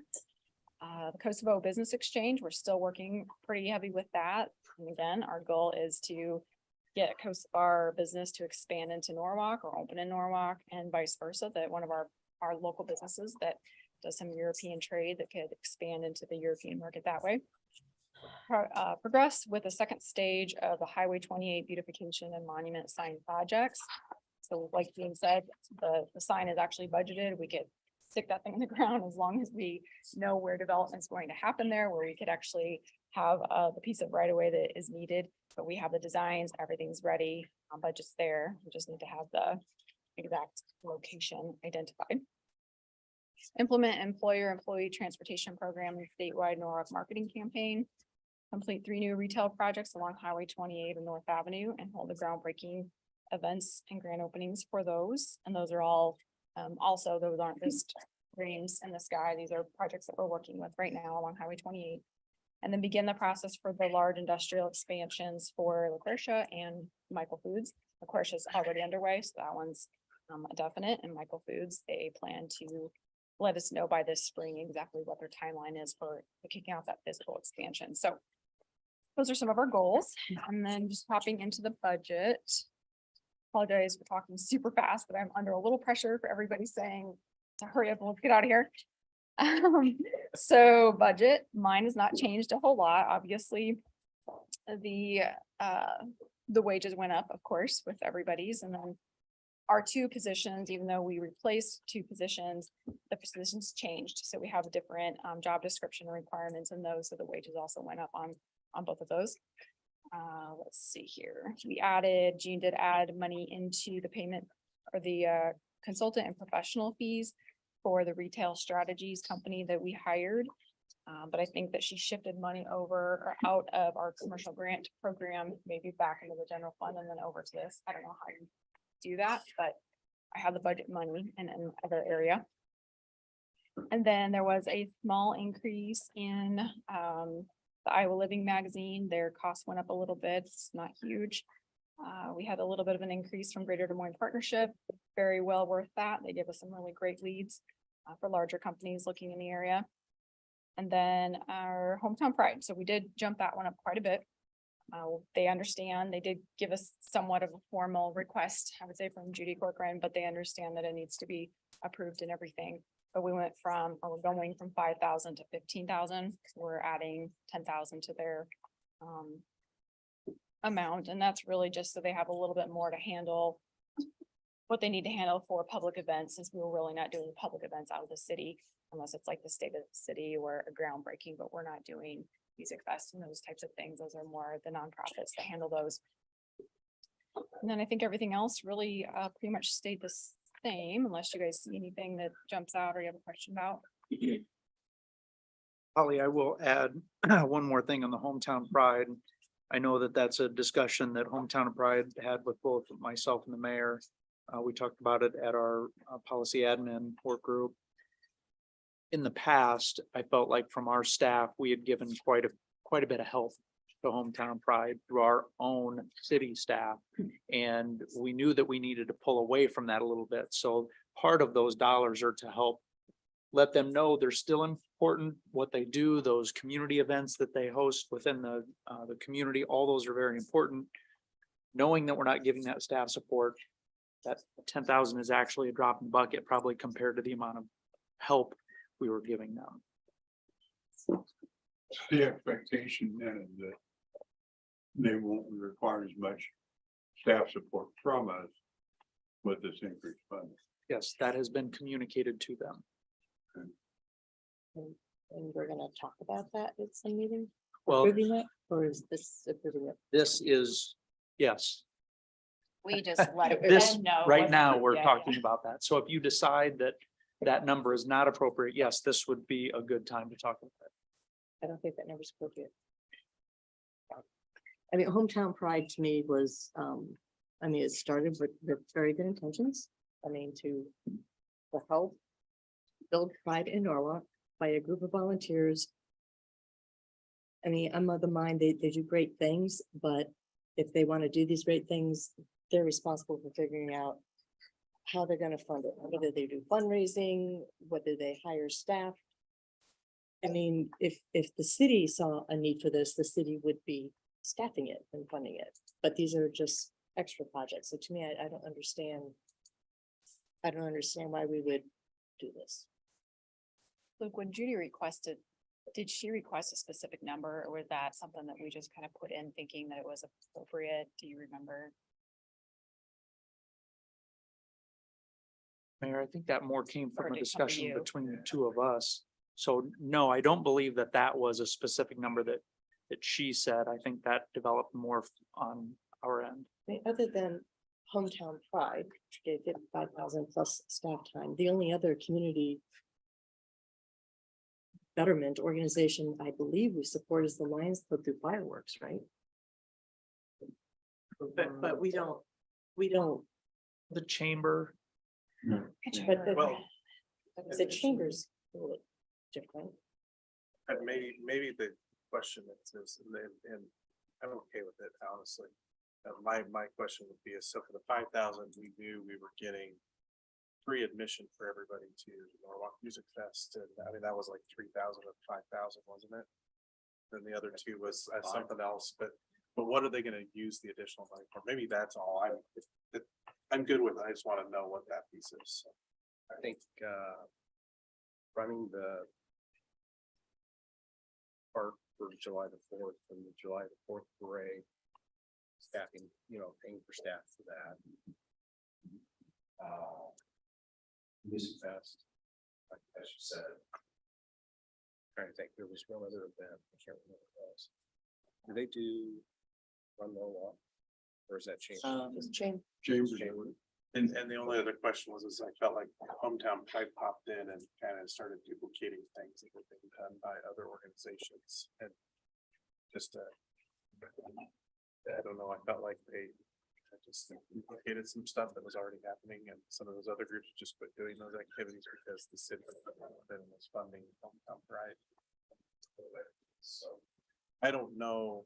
Like I said, I'm fine with it. I just want to make sure that we know where the dollars are being used as council. It's my understanding it is, just as the mayor said, for staffing, for them, that it may be a part-time person that they may have to employ. Because I believe the chamber was also providing quite a bit of support, and they're trying to focus more on chamber. We're trying to focus more on city. But again, maybe the interaction 3 is what needs to be clarified a little bit. I don't know, I like I said, I'm comfortable, but there's some clarification on this that this makes sense to me. Because if there's a need for a part-time person to organize the events, does that part-time person? I don't know. I'm just struggling with this one a little bit. Yeah, we had some conversation about who and what is handling what between the chamber and Hometown Pride. And they all want the city's help in every way, but we're staff wise in no way anymore. I mean, we'll do what we can, but it's just we're strapped. So financially, that was really the only area that we could kind of offer that extra assistance. But when Gina and I talked about it, she put a note somewhere in one of these spreadsheets that it would have to be invoice driven. So it would have to be something that, like you said, we would have to know ahead of time. Do you need the money? Is it for Front Porch Norwalk? Is it for something specific with Music Fest? And then it would be paid in a reimbursement form where it's more invoice based, not just here's a $10,000 check. So, but I agree. I think there needs to be maybe just more coordination between all of the organizations and entities of who's really doing what, and then what the role would be with the city. If this budget proceeds through as it is proposed, that doesn't necessarily mean that the full 10,000 would have to be provided to them. If you said, hey, we tentatively authorize the 10,000, depending That was on, 15,000. I'm sorry, the additional It's 10,000, additional, sorry, yeah. the 15,000, dependent upon XYZ, them coming back saying, this is how it's going to be used. Maybe it's a presentation they do to you all for you to justify those. No, I'm good with it, but most organizations that provide funding to or assistance to usually come in and tell us. They do a briefing kind of, and they say, okay, this is how we intend to use it. These are the programs that we have slated, sometimes they even get head count, right? We serve this many ready. That's the kind of thing I think, and I agree with David on that. I would be more comfortable getting to hear and see something like that. And it may help them to focus too. Yeah. Because volunteer organizations, sometimes that's one of the hardest parts, just to get focused on what you're doing, because there's so many different things you could be doing. And I don't want that $15,000 to be 95% of their budget either for the year. That'd be my other concern, So maybe it's matching funds. Yeah. There's some other I'm opportunities. not even with into that. that. I'm just saying, I think. No, I like that matching Maybe fund year 1, idea. it's 90%, but by year 3, they need to have a plan in place that it's not. This is me just, I think again, I think I'm okay with it. I just wanna. I'm kind of liking that matching funds idea. And that might kind of be a way to transition over a period of time to less dependence, more independent. Just saying. From my standpoint, I wouldn't mind seeing that because I know that, and Gene, maybe you can also take something on this, but lately in the last year and a half, 2 years, the auditors, the state auditor has said, okay, when we're giving money to these types of groups, that we need to have some sort of documentation, more documentation, just saying, hey, we're gonna do that. And so I could see it, we've got a balance sitting there, and you wanna make sure for the music fest, they have someone to pay for the dumpsters and the stage and the tent rental and stuff like that, they actually come in and the city can decide to have a fund for that. A little bit of a written contract or invoice or something where we're kind of covered from an auditor standpoint also. What if, as opposed to specifically identifying that additional 10,000 towards hometown pride, what if it was a little bit more generalized for? Yes, Betterment. That would sit better. and then if there's possibly there's some other, now I'll put on my own Norwalk Rotary Club president hat and say, I'm sure our organization and the upcoming president sitting right back there.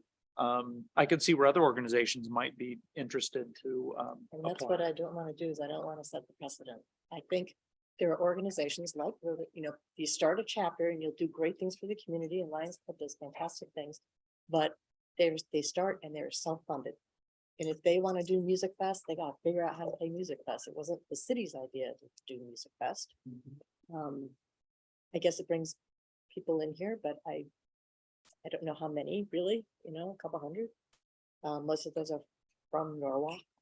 So it's a great organization and they do great things and the planters and everything. I just don't understand why the city is funding this. I don't even really understand why the city funds the chamber other than membership, because to me, it's an organization for the businesses, and the businesses need to pay for their organization. It just doesn't make sense. For me, at this point, as far as Norwalk Hometown Pride goes, it is about July. It's not the end of the state's parade thing at the park. If Hometown Pride goes away, that stops. I believe that'll stop, and I think that's a huge negative. Well, before Hometown Pride, wasn't it a private, like, at will? They added the events, I think, last year. Kind of becomes a quality of life thing, I think, right? And so, and the chamber piece of it, when you have a new organization in a smaller community, which it did for a number of years, it's hard for it to survive, and it's hard for it to develop without a fairly confident source of some of the funding. And as the community grows, it might be possible for the city to step out of funding it. It might be a lot like we were talking in terms of hometown pride, where we look at over a period of time, right? The percentages of funding change. To a point where the city's not as involved. And maybe that's something we want to look at. I mean, that makes sense. I don't know of a lot of government things once funded that ever go down. Well, that's why you gotta kind of have a plan, and you gotta make a statement, you gotta say, this is the direction we're gonna move in. Maybe one other way to look at it is if these community events are important enough to the community in general, if we're not providing some of this financial support to have it done independently, does the demand ultimately end up in our lap? Then looking to Parks and Rec potentially to start to figure out a way that our staff has to go out and supply the service, relying on Public Works to be more involved. That ultimately becomes a much larger expense than helping to subsidize that ultimately yields more volunteer support. I don't know that it would happen that way, but just another way to look at it. Well, Park and Rec might enjoy a couple more programs to run. Luke, if I could jump in. To run special events like my Yeah. past. Brian's. Yeah, go Brian. Originally, when you first started talking about this, Luke, you mentioned that you kind of stressed to him that, it was a declining balance type situation, such as maybe softening the blow of giving less and less. Obviously, they had more employee help than what this paid for.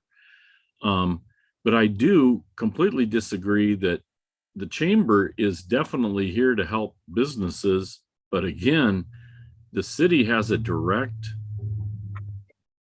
benefit to the cities being healthy and strong. And I can see this kind of bleeding over. It is, you know, they're kind of struggling.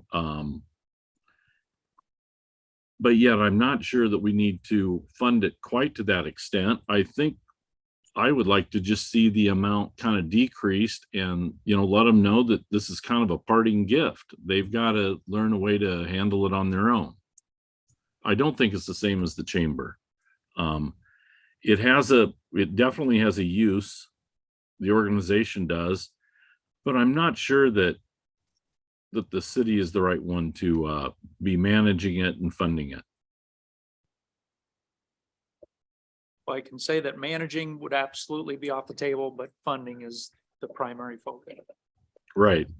Three big things are the 4th, Music Fest, and Front Porch Norwalk.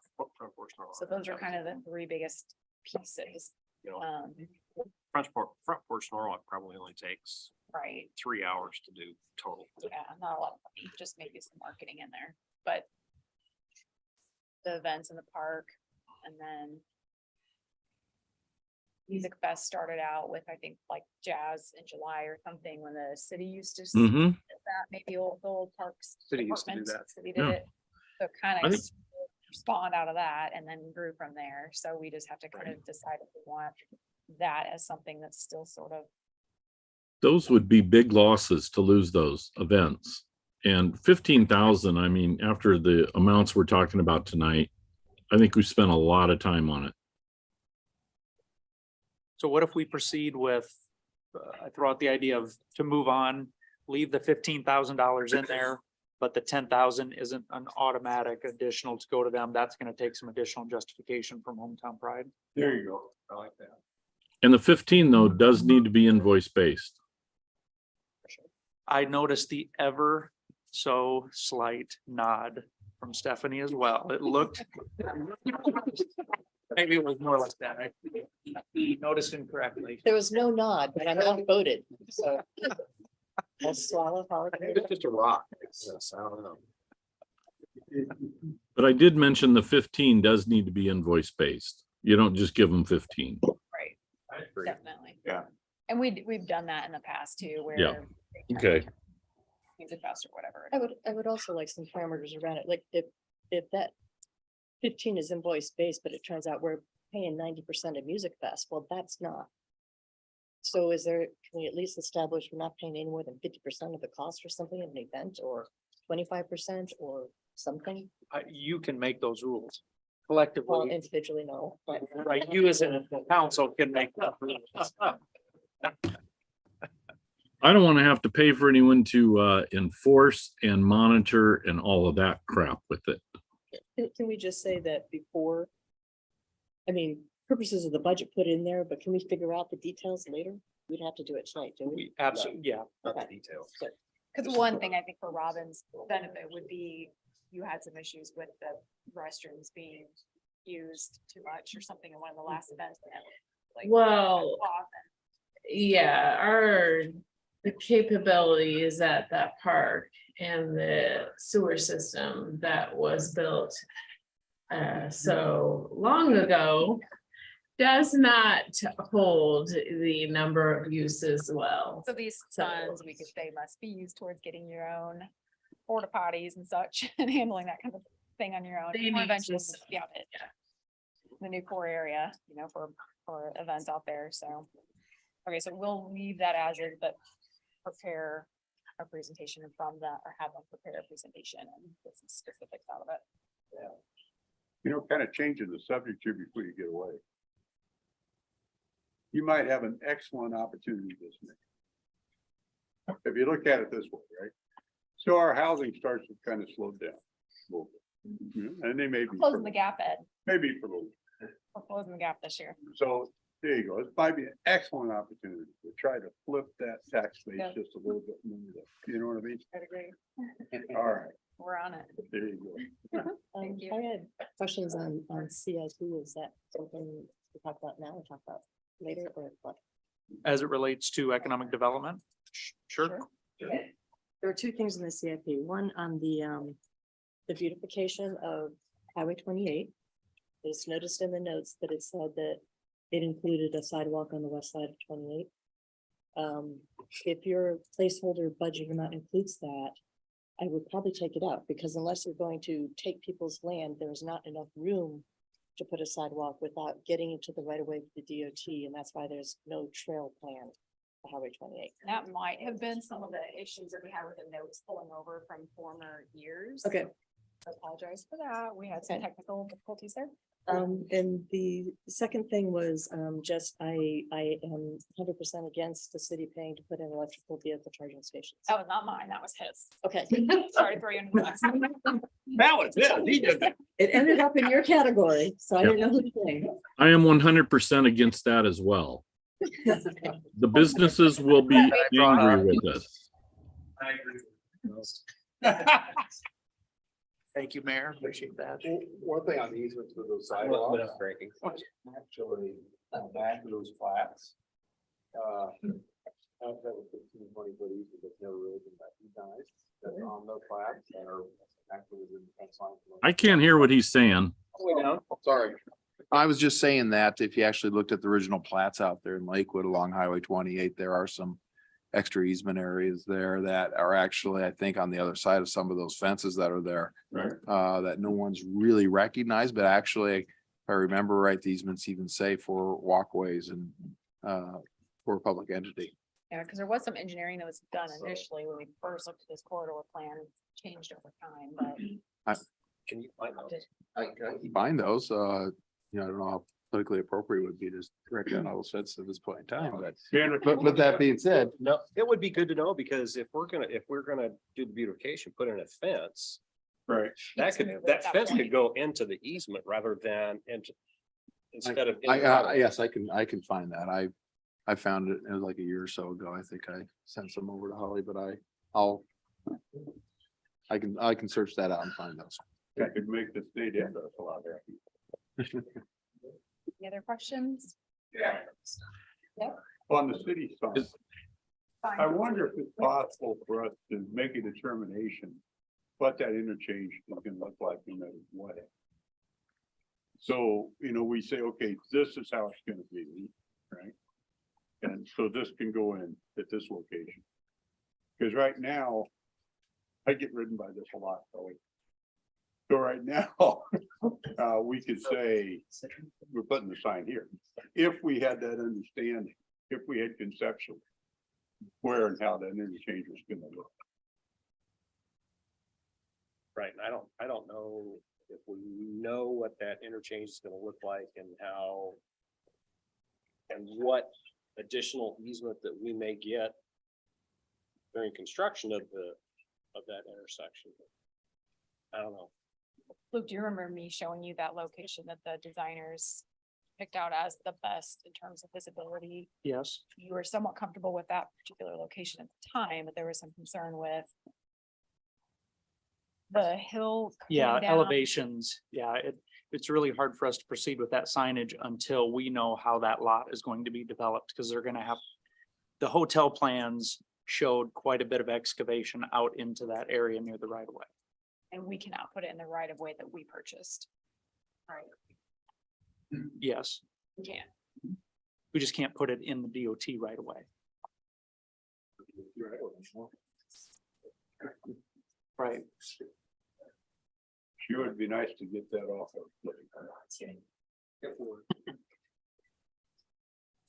We'll be working on it for sure.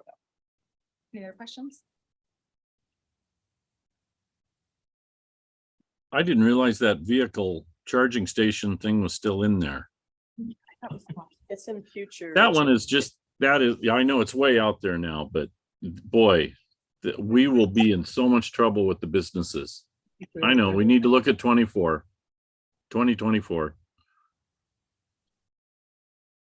Might be nice to have it Norwalk Central. Other businesses will have them that we'll be in competition with. And we'll have to figure out what we're gonna charge for it. Get Mid-American and put it in. They might prefer that.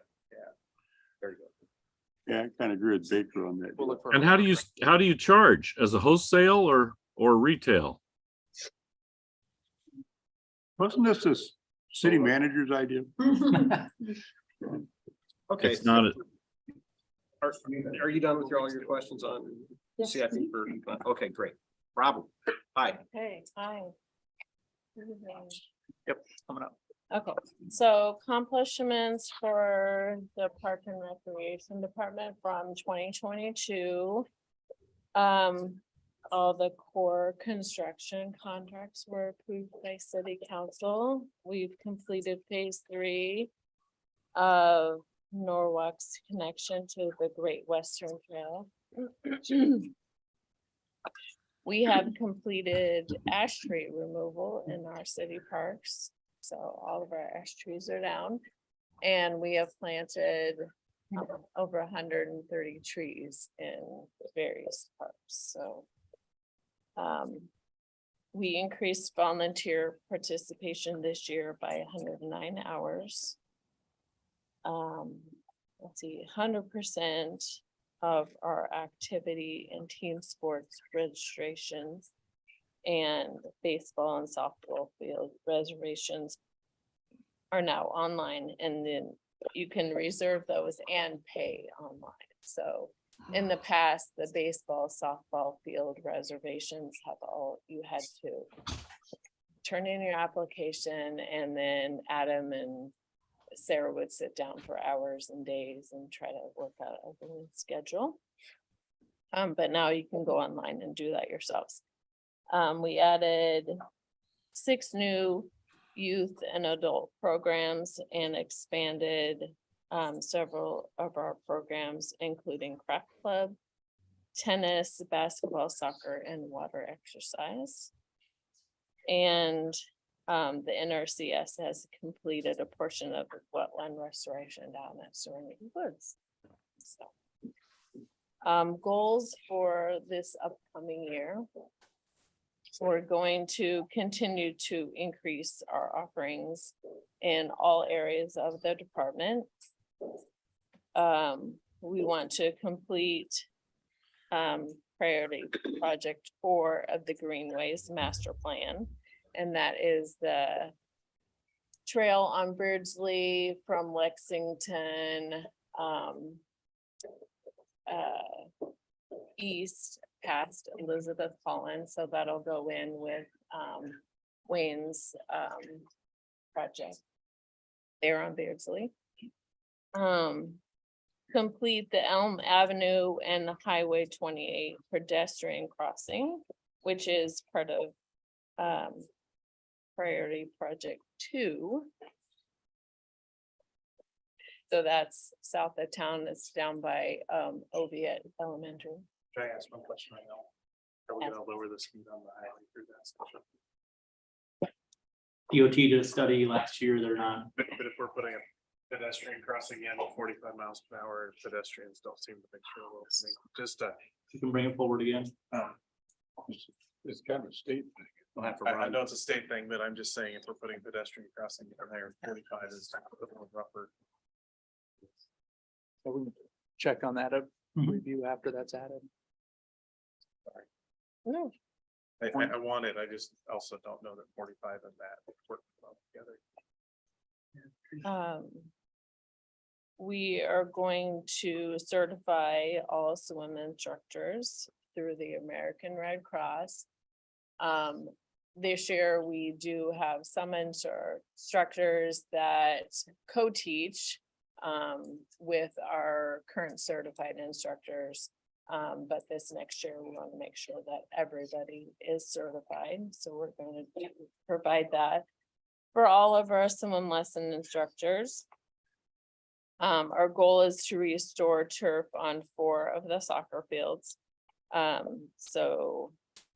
Just making those better surfaces to play on. And then also to finish developing park plans for current unimproved parkland.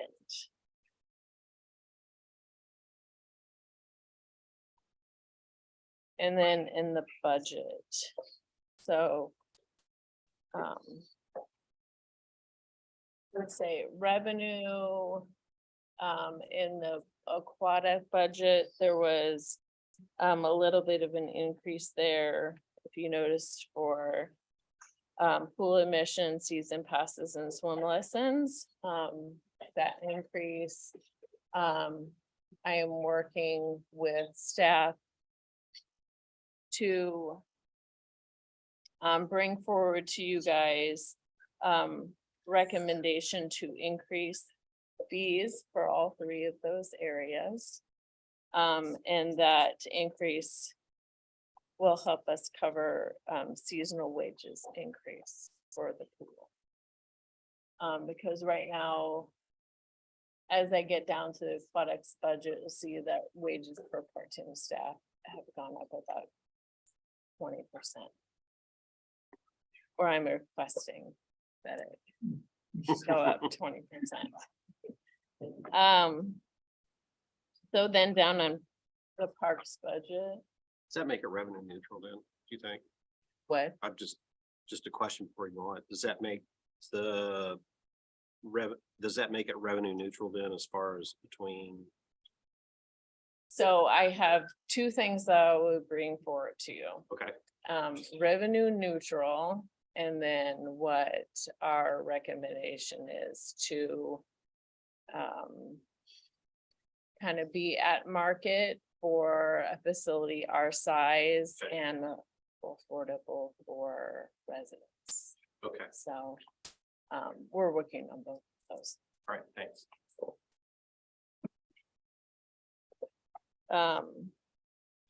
So out of the parks budget, the full-time salaries is partial. Part of my salary comes out of that. I come out 25% of my salary comes out of the 4 budgets for the department.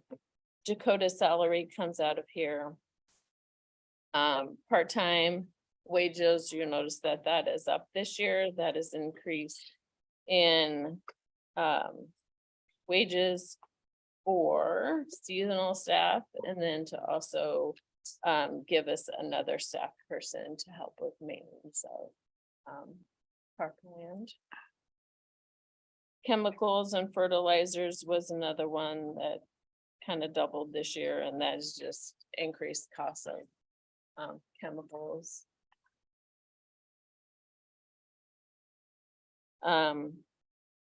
Jean went over CIP, but if you guys have questions in this budget or any of them, just let me know. One quick one. Yep. You have on your updated accomplishments, we completed the ash tree removal, but Yeah. there's still $25,000 in loss to go to ash tree removal. That is for community development for. But it's in the parks budget.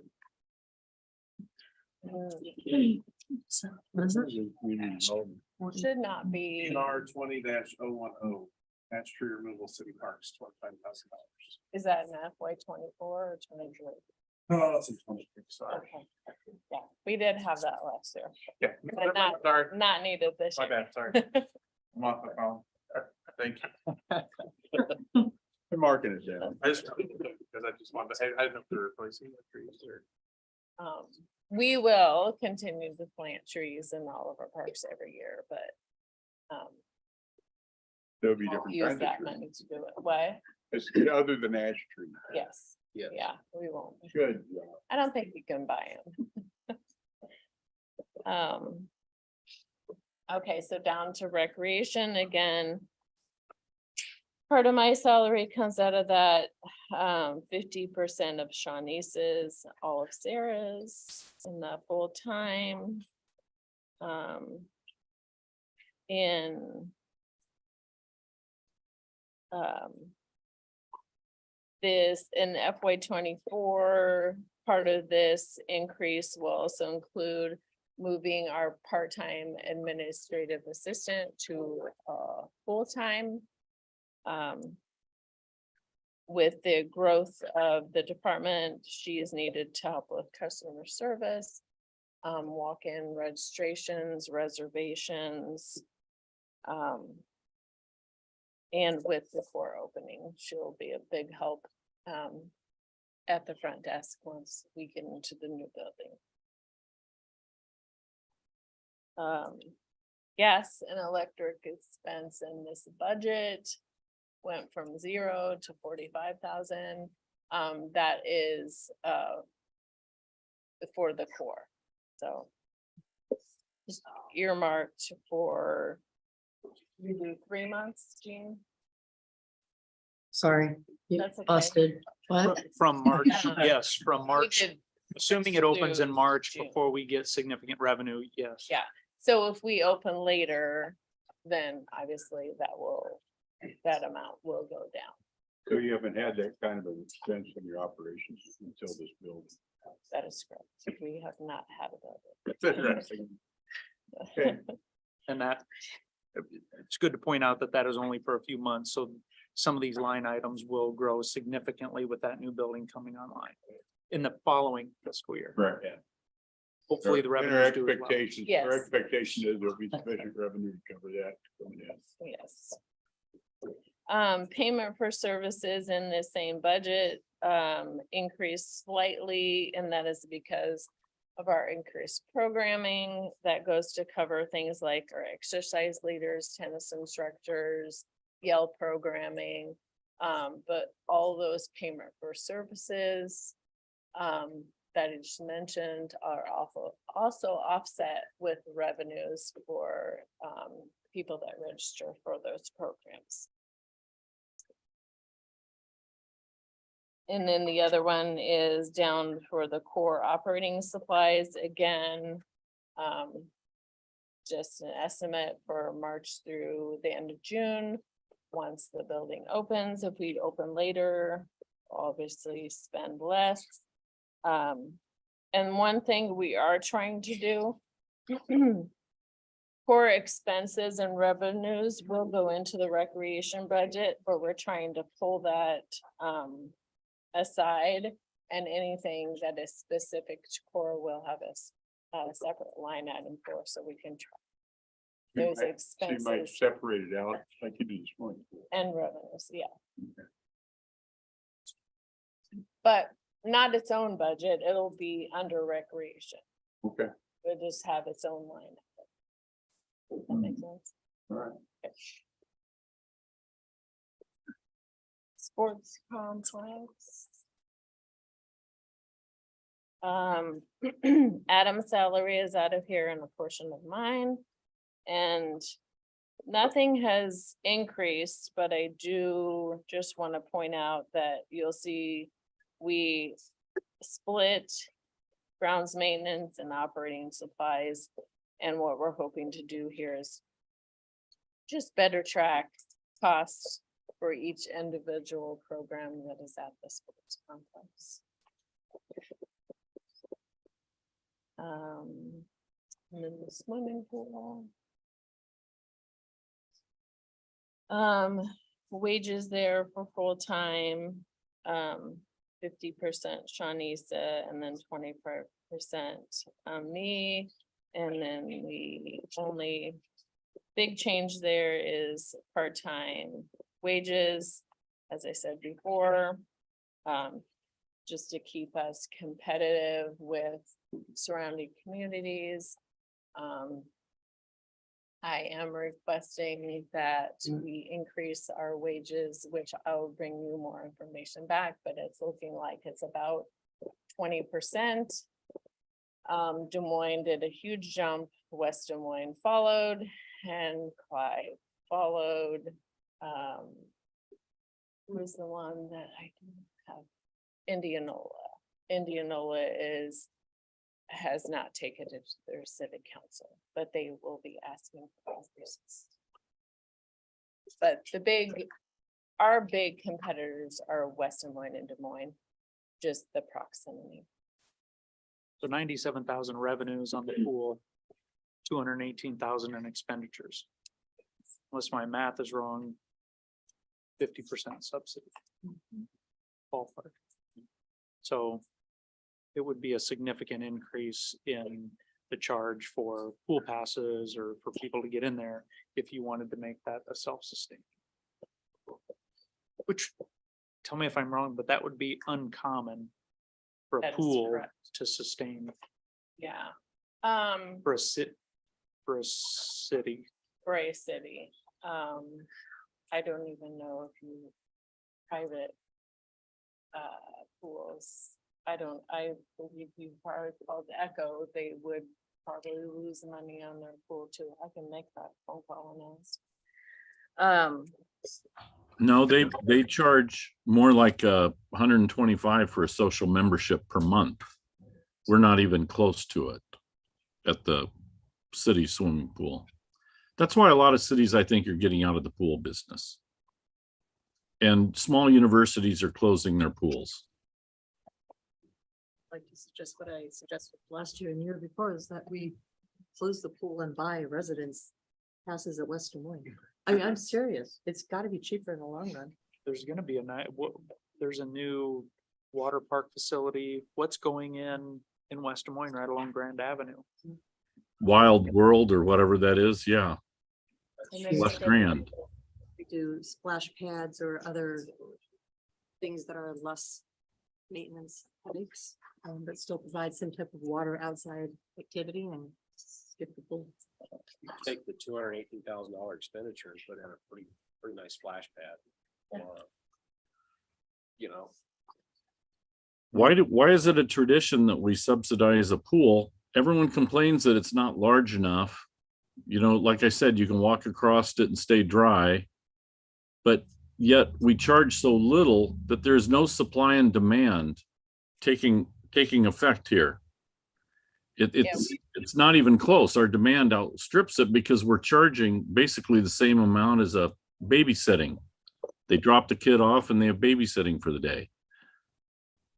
According to the information we found in our files, we have maybe raised fees one time by 50 cents.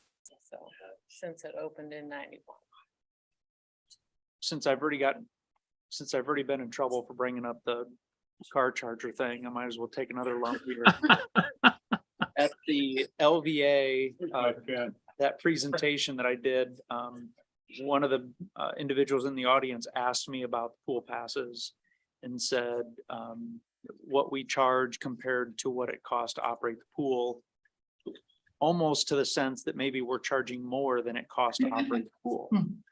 I said, in fact, that's not the case. I said, I don't know that number off the top of my head, but I'm confident that we subsidize it significantly. I said, if I had to guess off the top of my head, I'm guessing we probably subsidize 40%. Revenues cover 60%. I was off by 10%. Then the concept came up about a new pool.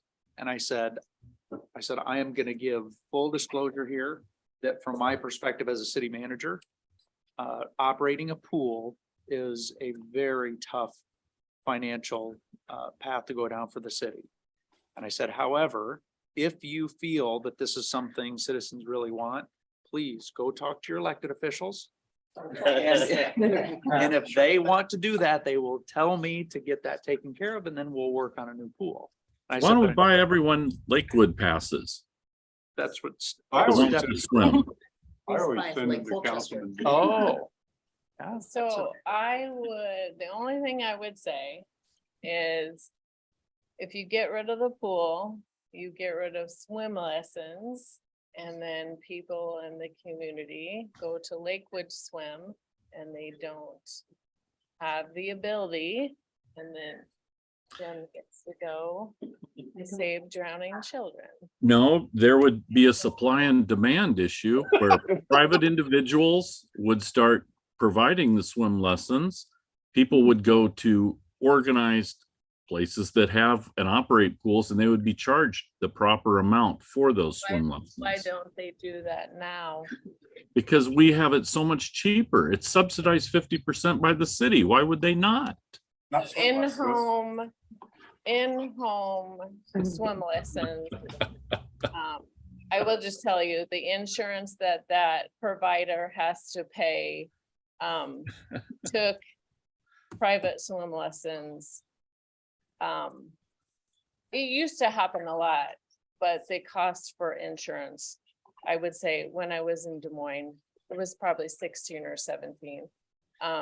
Took a lot of people out of business that provided swim lessons in their backyard pools. The downtown YMCA with that massive pool and outrageously beautiful venue cannot break even now. And they have no idea what they're going to do with it. It's a complete financial nightmare. Most pools are, yes. I think So I agree. I'm Bingo. not arguing with you at all. before we would pull the plug on the pool though, Mayor. No pun intended. No pun intended. I think it would benefit us to have a thorough public discussion about any changes of policy, right? Yeah. Because I think the expectation of community is to have this and to have this service. So we'd have to get a pretty clear understanding from the majority of the community that this, you know, it's not gonna be provided, right? And as long as I can remember in the cities I've worked for, they've always lost money on the swimming pool. Now, I'm not saying that's smart, I'm just saying Yeah, but that's the way it is. yeah, we gotta minimize how much. Yeah, I agree with that. Can you But- imagine how it's presented? Tell the soccer teams and players and that they're going to subsidize the cost of the baseball players and the baseball teams. There would be complete uproar. But yet that's what we're doing for the swimmers and the swim teams or whoever it is that's using it. They would be up in arms if soccer was subsidizing baseball or vice versa, but everyone on earth is subsidizing the pool. Sooner or later, we hit a financial threshold where it would make sense. There's enough commercial industrial base to help offset some of that cost and provide it. My professional opinion, we're a ways off from that right now. But I'd like to see Councilman Baker work this issue. Work this what? Issue with the public. I can do that. All right. That means you gotta get on Facebook. No. First thing you do is I think that was one of the first times I met Luke. I realized how he mentioned, you want a larger pool? Are you willing to increase your property taxes by $1,500? No, absolutely not. A year. Well, that's what everyone would have to do to buy a new pool. The minute you put the actual dollars and cents to it, it is so sobering. It is a shock to their conscience. Yeah, the problem is 6 months later, they forget all that and they start complaining that they want a new pool.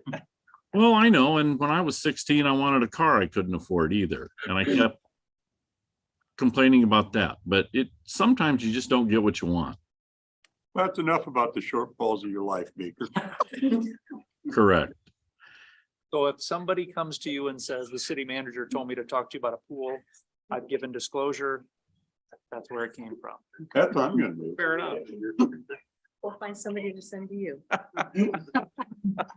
Fair enough. Wayne, you're up, so we're gonna start giving Luke's number out there. Any other questions for Robin? No, sir. We're just starting to get punchy. Thank you. We've been here 3.5 hours. So we have a short break. Sure. Hey, don't we just have public works left? Talk forever. No.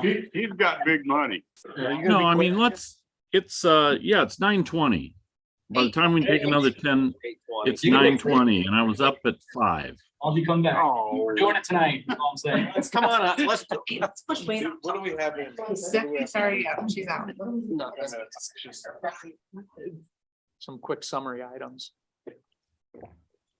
So we could, Wayne has expressed that he anticipates being pretty straight to the point. All right. Looking to the point.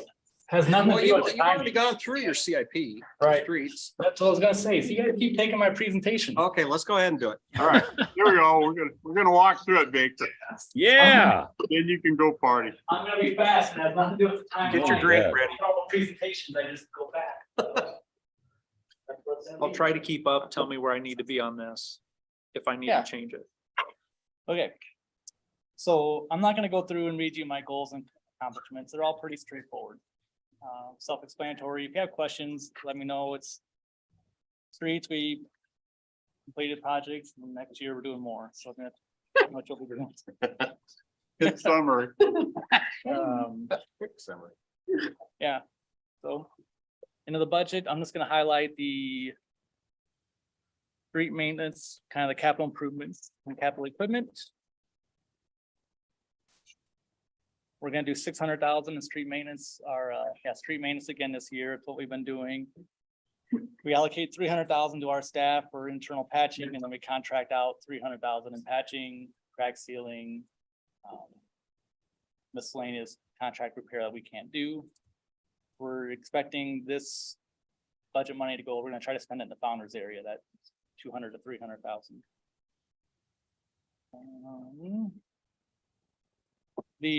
I talked to Joe today.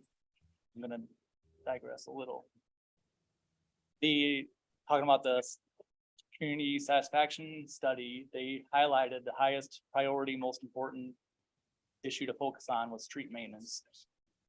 And I think council's done that. You know, we had 16 million in CIP item earlier. We've done more than that. That's just what we're including projects. And Joe recalled, he's been here a few years longer than me, that he thought, man, his first few years, all we did was some potholing, real minor work. So kudos to council for being aligned with that community desire and funding it. So that's been great. I feel like we're accomplishing a lot. We did a lot of asphalt overlays last few years. Now the projects are getting harder. We're gonna focus on widening, growth projects. Those are hard to do. So you're funding all these, you're gonna get a lot of complaints about it. The community wants this money spent, but it's gonna be painful too, so. Kind of double-edged sword. We're gonna buy the new pothole machine we've been renting the last few years. We budgeted money to buy one. It's a mastic sealer. It's not the asphalt that goes in, it's kind of a tar. It works a lot better. It limits how much re-potholing we have to do. So we're excited about that. Getting over to water. All of our utilities, we get a lot of new utilities from developers. So we focus on like streets, we gotta focus on widening and our growth, kind of the same thing with water and the utilities. We focus on future growth areas. And then we spend a lot of time and money and effort on maintenance. You'll see in all the utilities, our accomplishments and goals, and we have a lot on maintenance. Trying to protect that investment that we receive.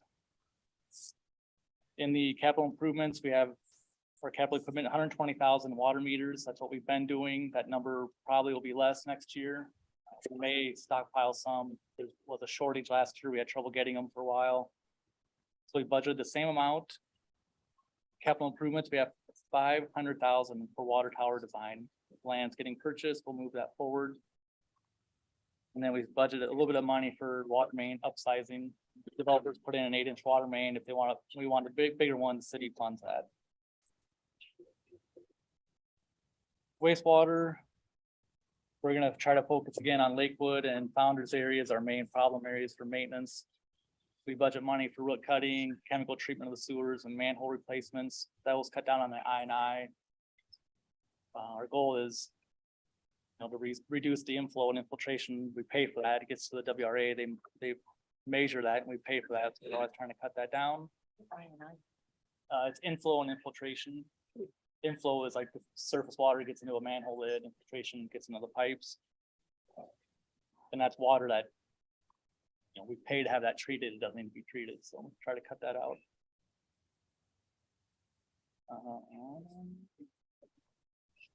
And then we're budgeting money for the lift station, the agreement at Holland Point for the sewer. Stormwater. Wayne, before you go into stormwater, water and sewer both, I believe that our revenue estimates, we purposefully budgeted less revenue increases on those two, knowing that our building permits also are down. Just a heads up that we're anticipating that being lower. And Gene went through and reallocated salary and how payroll is paid to the utilities. So you'll see a lot of changes in the salary line items because we just realigned it with what staff does, but they're all within the utility public works spectrum. Stormwater, we don't have a ton going on. We have some small projects that we're going to try to fix, some standing water in a few areas that's under the capital improvements.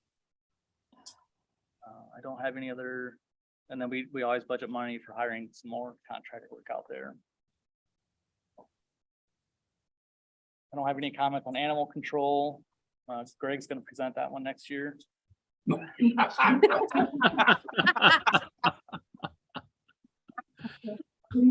That was good.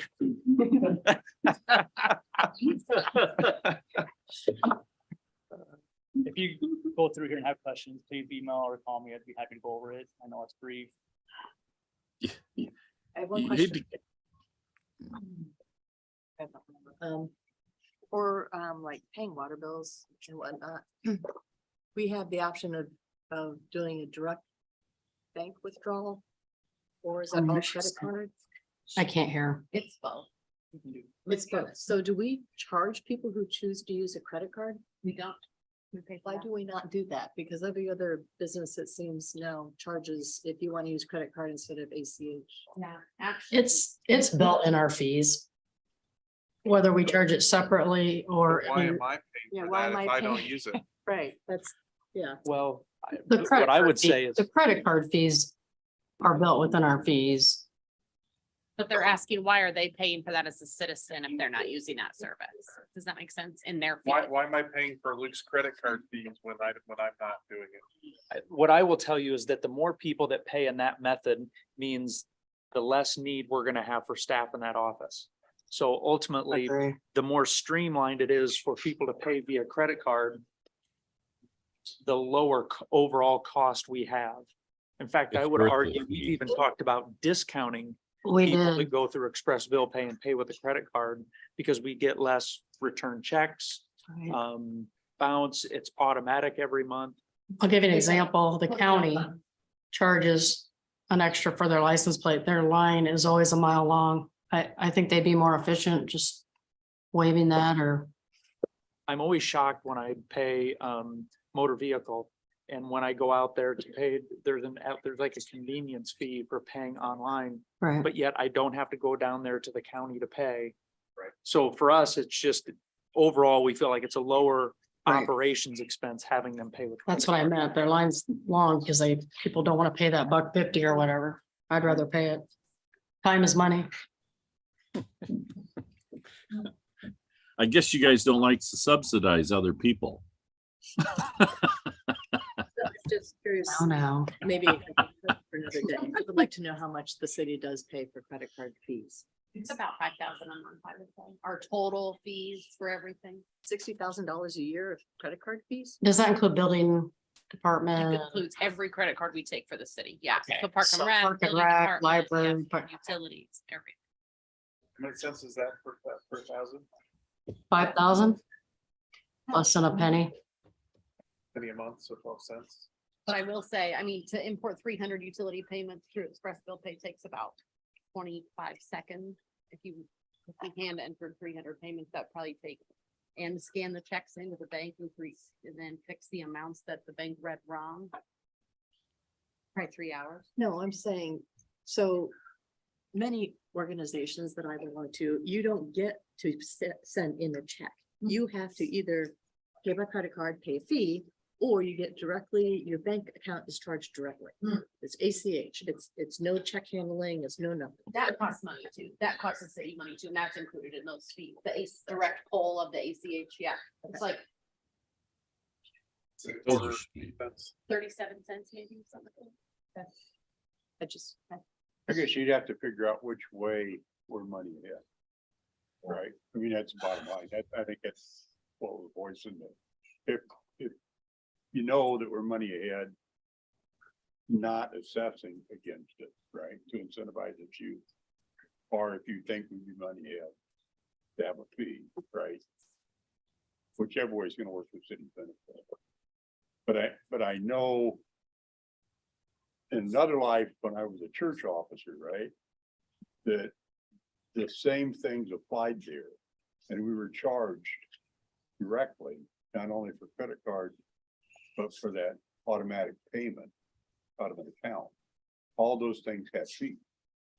And we wanted, it was more sustainable for the church to have the direct contributions because it was consistent, right? So we bit the bullet on that one and tried to incentivize people to do that. Because then we knew, right, that we were gonna have a more healthy balance and a more constant balance going forward. There's a lot of things to think about. I want to say it was 3 or 4 years ago. I still remember we sat around that table in the admin office and we talked through cost saving measures. And one of the things that we discussed is we specifically looked at how much time it took to conduct business via receiving checks or having people come in Right. versus paying those fees. And again, I'm repeating myself, but I recall that we even discussed incentivizing, giving people a discount if they would go to paying with a credit card or that consistent payment, Ed, like what you said. Yeah. And you can always look at doing that right now. It's like $1 or $2 per account if they use their credit card. They're gonna charge them. No, they're going to incentivize them. They're gonna give them a discount. Yeah. They're thinking about It takes less staff people to be there taking payments.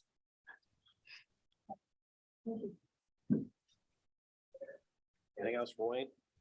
No, thank you, appreciate it. Any final comment? No.